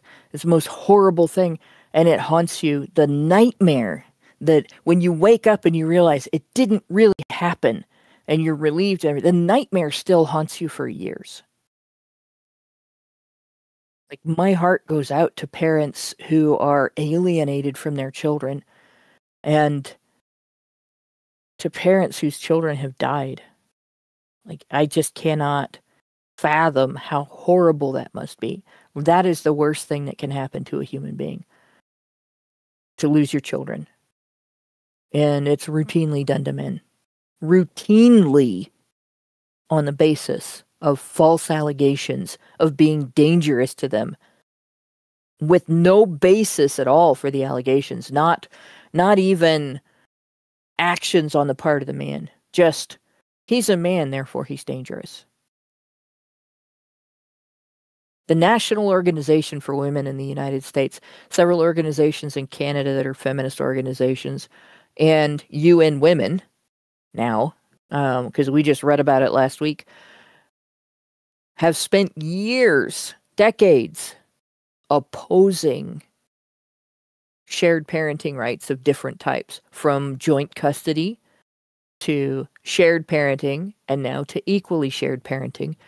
They've opposed that on the basis of demonizing wholesale men in general, and especially fathers, as deadbeats and abusers who don't love their kids and just want to take them away from the mother and just want to avoid child support and are going to beat them to death at the first opportunity. Even though, statistically, the majority of child maltreatment, whether it's a physical abuse, sexual abuse, psychological abuse, neglect, it's female perpetrated. Women do it. And approximately 70% of children who are killed by one parent acting alone, using one of those types of abuse, are usually neglect, but not always. Also violence. They're killed by their mother, not their father. So the stereotype is bullshit. And feminists know that it's bullshit, but they're still using it. Is that not gendered hate speech? Calling men something that they are not in order to take their children away from them? Well, as I've often heard, men are killed all the time. But because they're killed by men, it doesn't matter. It doesn't count. Men don't count as victims as long as they're killed by other men. So if female babies are killed by women, that doesn't matter, right? Yeah, but the victims are primarily boys. That's the other thing. The majority, and it's not a big gap between the sexes, but boys edge girls out in terms of being more often killed by their mothers. So that's, yeah, and it's usually kids under the age of a year. So infants. The greatest perpetrators of infanticide are women. And that's not counting abortion. Abortion, if you throw that in, I asked Grok. Let me see if I don't think I'm not signed in on my Google account. Oh shit. Hell is this? So you guys probably can't. You guys probably can't. I opened up my other browser, and it it opened up a YouTube video that I had opened at some point in the past. There we go. So I asked Grok. Let me see if I can just share this link here. Right. And the way I phrased this question, I phrased it this way because normally, murder is defined, homicide is defined or murder is defined as deliberate, not accidental, non-negligent killing. Homicide with an asterisk, negligent homicide is a different thing, right? And accidental homicide, where there wasn't anything you could do to prevent it, sometimes isn't prosecuted. Self-defense isn't prosecuted. You don't get prosecuted for being a soldier in a war unless you commit a war crime and lose. Or your side is more moral than the other side. So and the death penalty, the government isn't considered a murderer for killing people, right? So I excluded those things, right? If we defined homicides as the deliberate killing of any human being of any age by another human being, excluding things that most people wouldn't think of as homicide, in other words. And we counted all strictly elective abortions. That being, not for medical reasons to protect the mother from, a medically detrimental outcome that the pregnancy was going to cause. What percentage of homicides worldwide would be female perpetrated?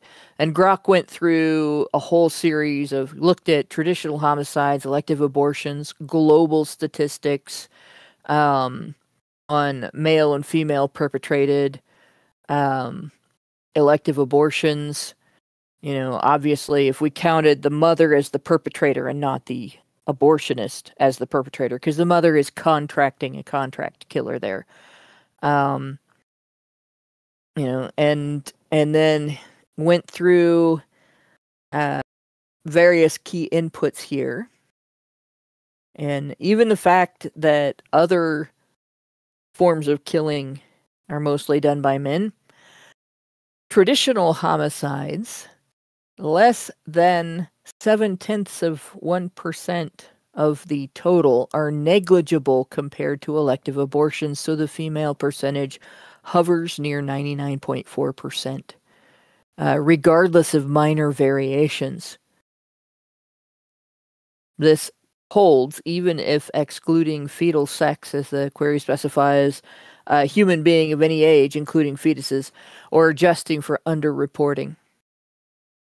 So even with underreported homicide, 99.4%, so over 99% of human death in the world is caused by women. Of humans killing other humans. Sorry, not human death. Although the leading cause of human death in the world is being aborted. It edges out even cardiopulmonary conditions. So it's quite a factor. And in some areas, girls are more likely to be aborted for various reasons, and in some areas, boys are more likely to be aborted for various reasons. But in every pregnancy that is aborted electively, in other words, the mother chooses it, the perpetrator is the mother, not some stranger, not someone robbing the house, not partner violence. And that's 3 in 10 pregnancies that's happening with, by the way, because I checked those statistics too. 3 in 10 pregnancies worldwide ends in an elective abortion. So all of this stereotyping men as violent, all of this stereotyping men as dangerous and men as natural killers, where women would never do anything like that. Well, if you count abortion, there's a whole different story there. And there's a lot of us that do, because it is a living human organism that is being killed in that instance. Even AI can recognize that the magical vagina, the birth canal, does not bestow humanity, the being a member of the human species, onto the baby on its way through. It was human and it was alive before it popped out, whether male or female. And it is genetically distinct from the mother because it also has the father's DNA. So yeah, it's a horrible fact, but it is a fact. And yet, who gets demonized as violent? And women who, there's another thing that you got to understand about this, right? Just like the fact that the majority of violent crime is committed by a small percentage of mostly repeat offenders, the same is true about abortion. A lot of abortion is done by a small percentage of repeat offenders. And they're very blasé about it. I had a colleague at work when I was in retail that, she was young and she was 18 years old and she had already had 4 abortions. And she talked about it like, you would talk about getting your toenails clipped. She had no consideration for what she had done at all. Didn't care. Didn't feel bad about it. Didn't have feelings about it. Any feelings about it at all. Because she didn't think of them as human beings. So there you go. But yeah, it's men who are dangerous, right? You'd rather be in the woods alone with a bear than a man. A night motorcyclist says, get 9 abortions and the 10th one is free. No, it doesn't work that way. And by the way, in the profession, there are more female practitioners than male, and most of the staff are female as well. So it is a mostly female-run industry that does this baby killing. And then those parts do get sold off. That's been proved. So there you go. But we have this perception, right? This belief that it's men who are dangerous to children. More and more school teachers are getting busted. Female school teachers are getting busted for raping their students. And of course, the news media doesn't report it that way, right? The 20-year-old school teacher. I saw one headline in which they actually said attractive school teacher. The attractive rapist. They didn't call her a rapist. Attractive school teacher jailed for, it was like illicit relationship or some shit like that with student. And then you find out, you look at the story and you find out the student was like 13. Not an illicit relationship. This is the 13-year-old. He cannot consent. You are a rapist, lady.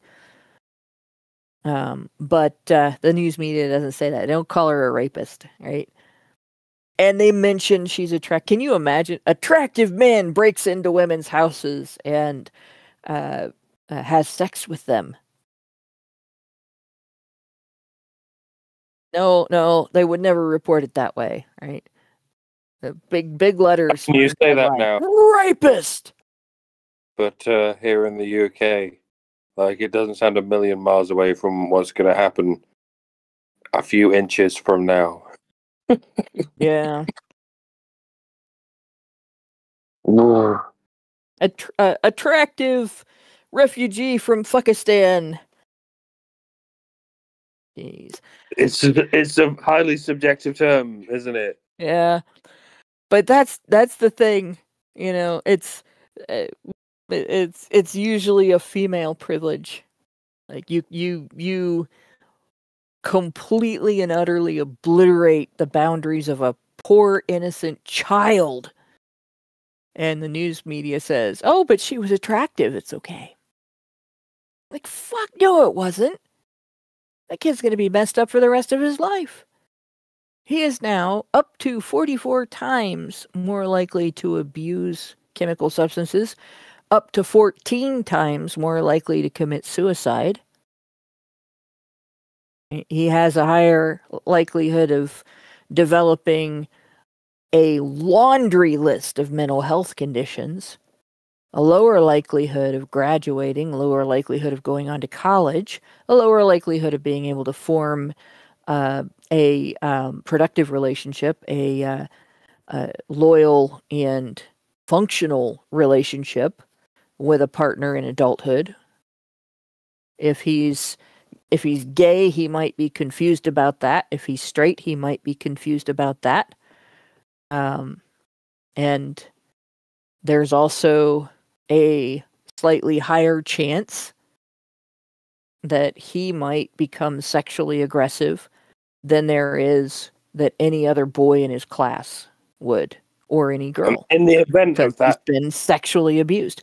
Same thing if a student sexually abuses a girl child, she may have those same sequelae. But in any case, it's the boy who's been raped one generation before, or the boy who's been raped one generation after, who will go on to be blamed. Yep. For the rape culture, or whatever the fuck it is we're calling it now. And it'll just go on and on forever until we can, address the idea that sometimes boys are raped too. Well, sometimes women are rapists too, because that's the thing that seems to be missing. Yeah. And in the long run, it does create a cycle, and it actually creates a couple of cycles, because there's another thing that happens that's less reported on with victims of childhood sexual abuse. And sometimes we go on to become what feminists like to refer to as polyvictims, which basically means your ability to defend your boundaries was erased. You don't understand that you have a right to your own boundaries. Other people's boundaries are not the only boundaries that are allowed to exist. And you can also say, no further than this line. I don't want to do this thing. I don't want to participate. I don't want to be touched or taken advantage of. And you don't protect yourself. You don't have situational awareness. You don't have, you don't recognize bad character. You don't vet for character in the people that you associate with. You may compromise yourself with substances in situations where the people that you're with are untrustworthy and things like that. And you find yourself getting victimized again and again, not just sexually, but in a lot of other ways as well. People talk you into spending money on them that you can't afford, or going out of your way and spending labor on them that you can't afford. People take advantage of you in every way that they can figure out how to get something from you, until you learn later in life, either from therapy or from, I lucked out. I came across a community of people that recognized the pattern and said, hey, you can tell people no. You can put the kibosh to behaviors like that. You don't have to spend all your money on other people, and end up in trouble financially. You don't have to spend all your time on other people and end up in the hospital, right? And so, yeah, becoming a polyvictim is another pattern. And yes, I'm going to get highly controversial now on both sides of the aisle, but yes, maybe this does apply to some of the quote-unquote fighting age men who are being rushed out of these third world countries into these Western countries. And yes, a lot of them do seem to be quite rapey, but how many of us have asked why these men are being ejected from these countries in the first place? And yes, maybe it's because they're a bit rapey, but how did they become so rapey in the first place? And then you have to ask, how did they become so rapey in the first place? And you might say it's because of their culture. It's a culture in which men are naturally taught to be rapey. Is it? And who teaches them that? Indeed, who rapes them into that? But then you have to ask the question of, is it possible that third world women are quite rapey? No, third world women are just total victims. It's in the third world, it is only women who get raped. No, heavens to Betsy, no. Women never rape men in the third world. That would, no. Yes. Yes. I mean, no. I mean, yes. I mean... there was a thread on Twitter a while back, I think I talked about this last week too, where a bunch of guys talked about the fact that their first experience was a woman forcing herself on them. And we're talking their first experience being when they were underage, junior high, high school, early high school. And a significant portion of the thread, the comments in the thread from guys who had some story or another of a woman who was old enough to be their grandmother or their mom's older sister, imposing herself on them when they were that age to teach them how to be a man. A lot of them were black. A lot of them were African, actually. And because of the dominance of stories from black African men and black American men in that thread, Twitter deleted it. This was before Musk. Before Musk, by the way, can be abbreviated BM, just like bowel movement. Twitter was shit before Musk. But that thread, I had my attention drawn to it when it was just starting out. And I would think I got to the end of the post, and it, you read these guys' experiences, and it's just heartbreaking, and you won't, like, I'm in tears reading this post, and I'm like, geez, I can't believe how many there are here. And you refresh the page, and there's more. And there kept being more and more until you couldn't even trace the thread back up to the original post where one guy told the story and stated his suspicion was more common than people thought, and then asked. And yeah, it was a hell of a thread. And it was a hell of a wake-up call. I didn't realize it happened that much to boys. I didn't realize it happened that much to other girls, much less that it happened that much to boys. And here it looks like it's a lot more common for boys, because there's never a misconception that a 13-year-old girl is being done a favor by an adult who takes sexual advantage of her, right? Nobody, at least in the US, nobody argues that a 13-year-old girl is better off because some 40-year-old guy raped her. Nobody makes that argument. But they do when it's a 13-year-old boy and a 40-year-old woman. And that's disgusting. And they don't just make that argument, it's normalized. It goes beyond the West that we like to talk about. This, this is why we at Honeybadger Radio are fighting such an uphill battle, because because it goes beyond the left and the right. Here in the West, the left like to argue that straight white cis men are the ones who rape everyone, and on the right, they like to argue that it's just the foreign men who rape everyone.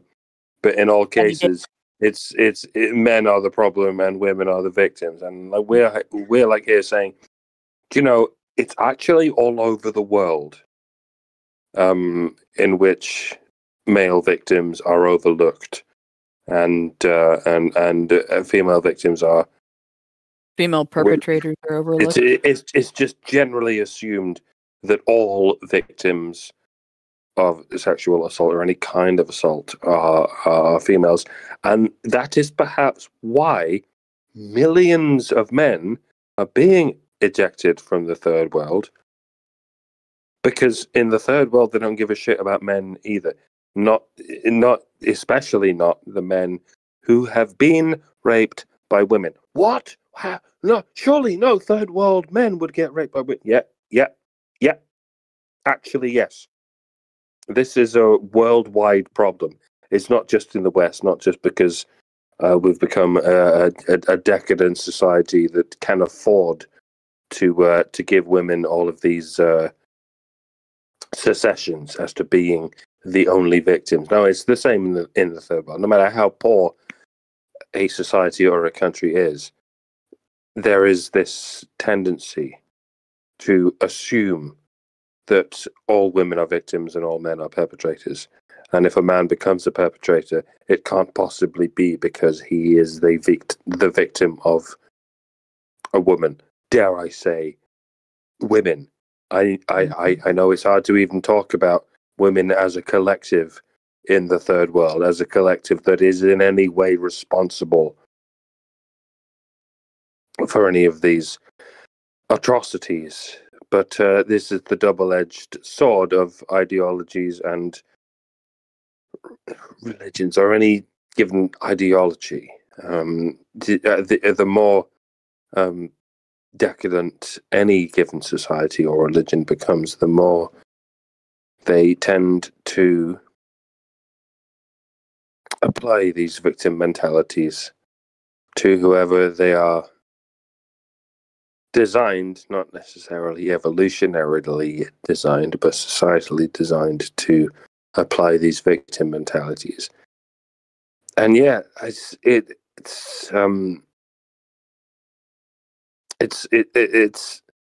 so often a shortcoming of the right as well as the left to assume that in these third world countries, in these far away countries, it's men oppressing women.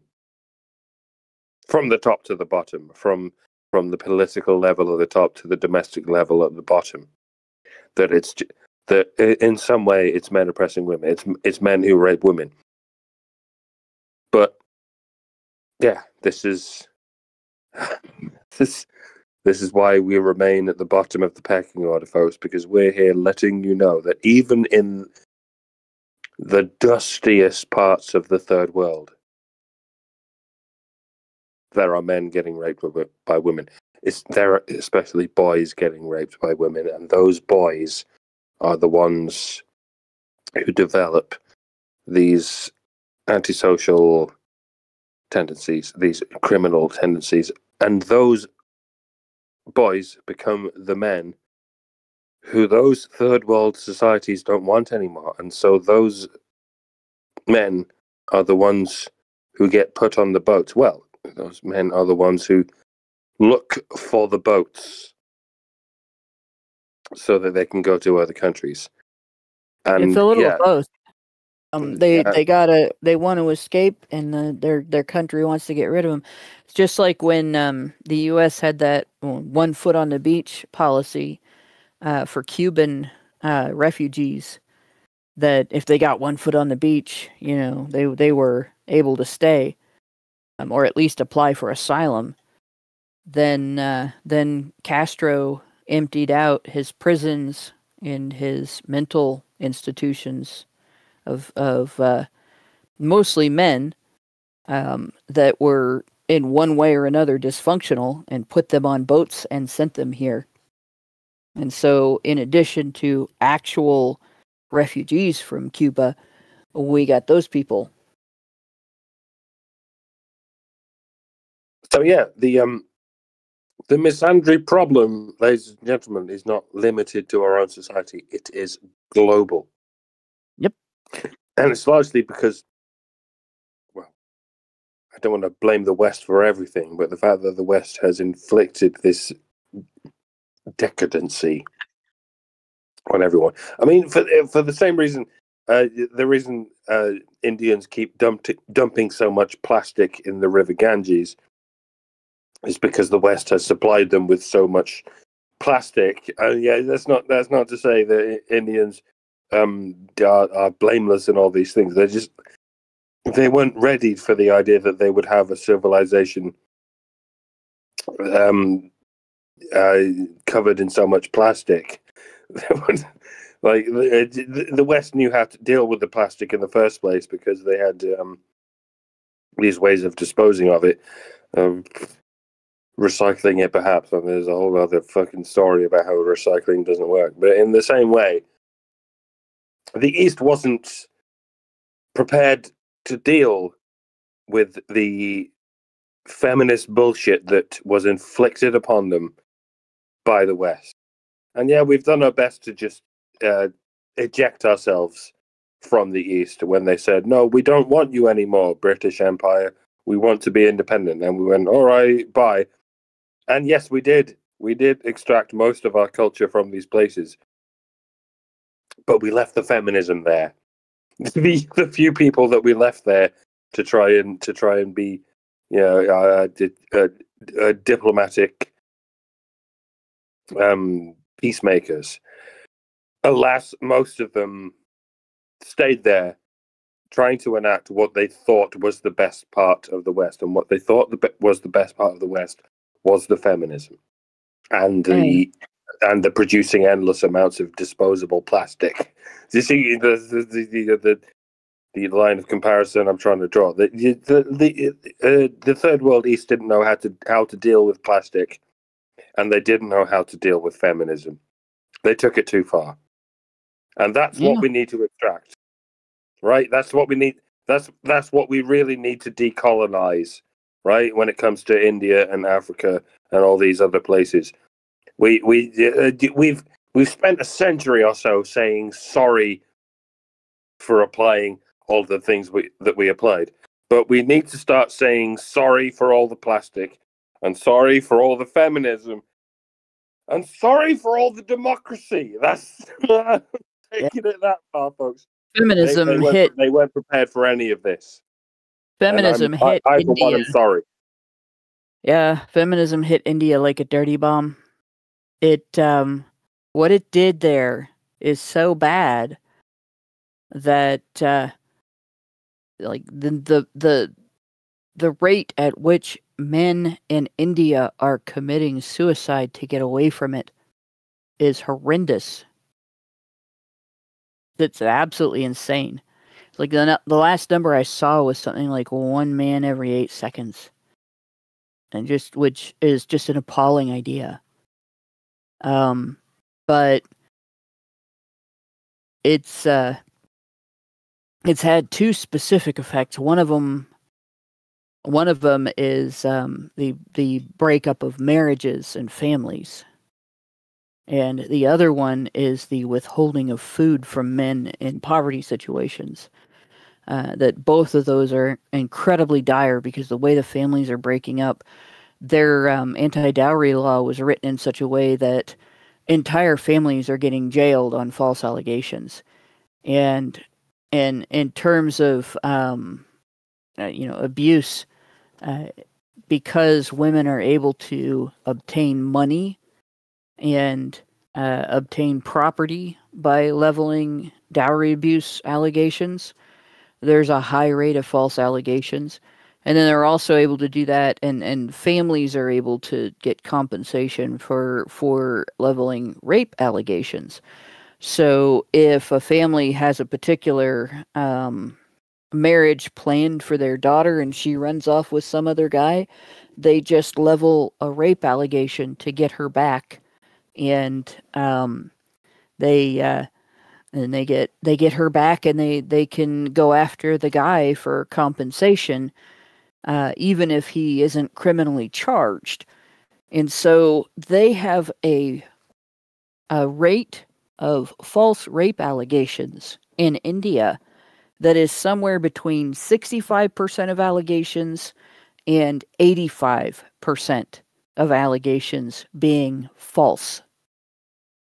And the reason that there's that span is that 20% of allegations are accounted for by parents making the allegations in objection to elopements.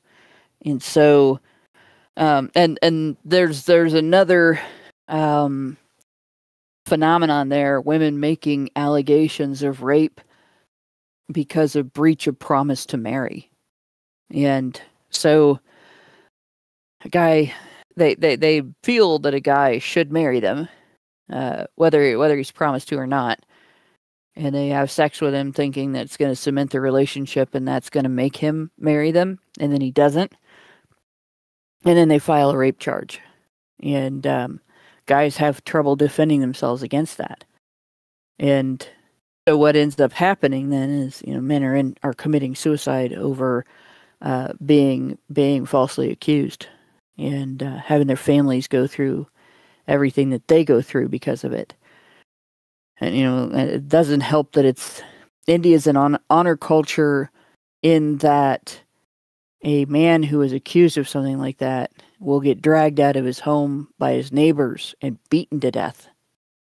So it is a hell of a situation. And the way that they've handled the issue of breach of promise to marry, leading to so many false rape allegations, is that they, if I understand correctly, they've passed a law now that if you promise to marry in order to get sex and then you don't marry, then that's rape in India now, so that they won't be labeled false rape accusers when that happens. But I don't know if the woman has to actually prove or not that there was a promise, because a lot of women do this thing, right, where they assume, and if the guy isn't on the same page, then he's broken a promise that he didn't even make. But with that, I think I'm going to have to end it because it's almost 10 o'clock. It's actually 9:37 right now, which is pretty late for Brian to keep doing this. And we still have quite a bit of this article to go, so we're not going to finish it today. So we'll start with talking about the digital spaces, and I'm sure we'll probably have a lot to say about that next week. In the meantime, I do not see any anything, no super chats, no super chows, and no Rumble rants that were paid. But I'm going to read off a super chow from a previous show. Richard Bier, who at that time gave us $5, said, "What do you get for the woman who has everything?" And hearkening back to the beginning of our show, his answer is penicillin. So there you go. And that's the sad truth. Like in today's situation, penicillin might not do any good. So thanks, guys, for going through this with me, and the great discussion. And it may have wandered, but it wandered in ways that I think are very important to discuss. So that was good. And thanks to everybody for listening. And thanks to everybody who works in the background to make HBR Talk happen, especially Brian, who has gone the extra mile to make sure that we can have the vertical YouTube channel and YouTube chat. Good night, all. Word. Men's rights activists are machines, dude. Okay? They are literal machines. They are talking point machines. They are impossible to fucking deal with, especially if you have like a couple dudes who have good memory on top of that too. holy shit, you're fucked.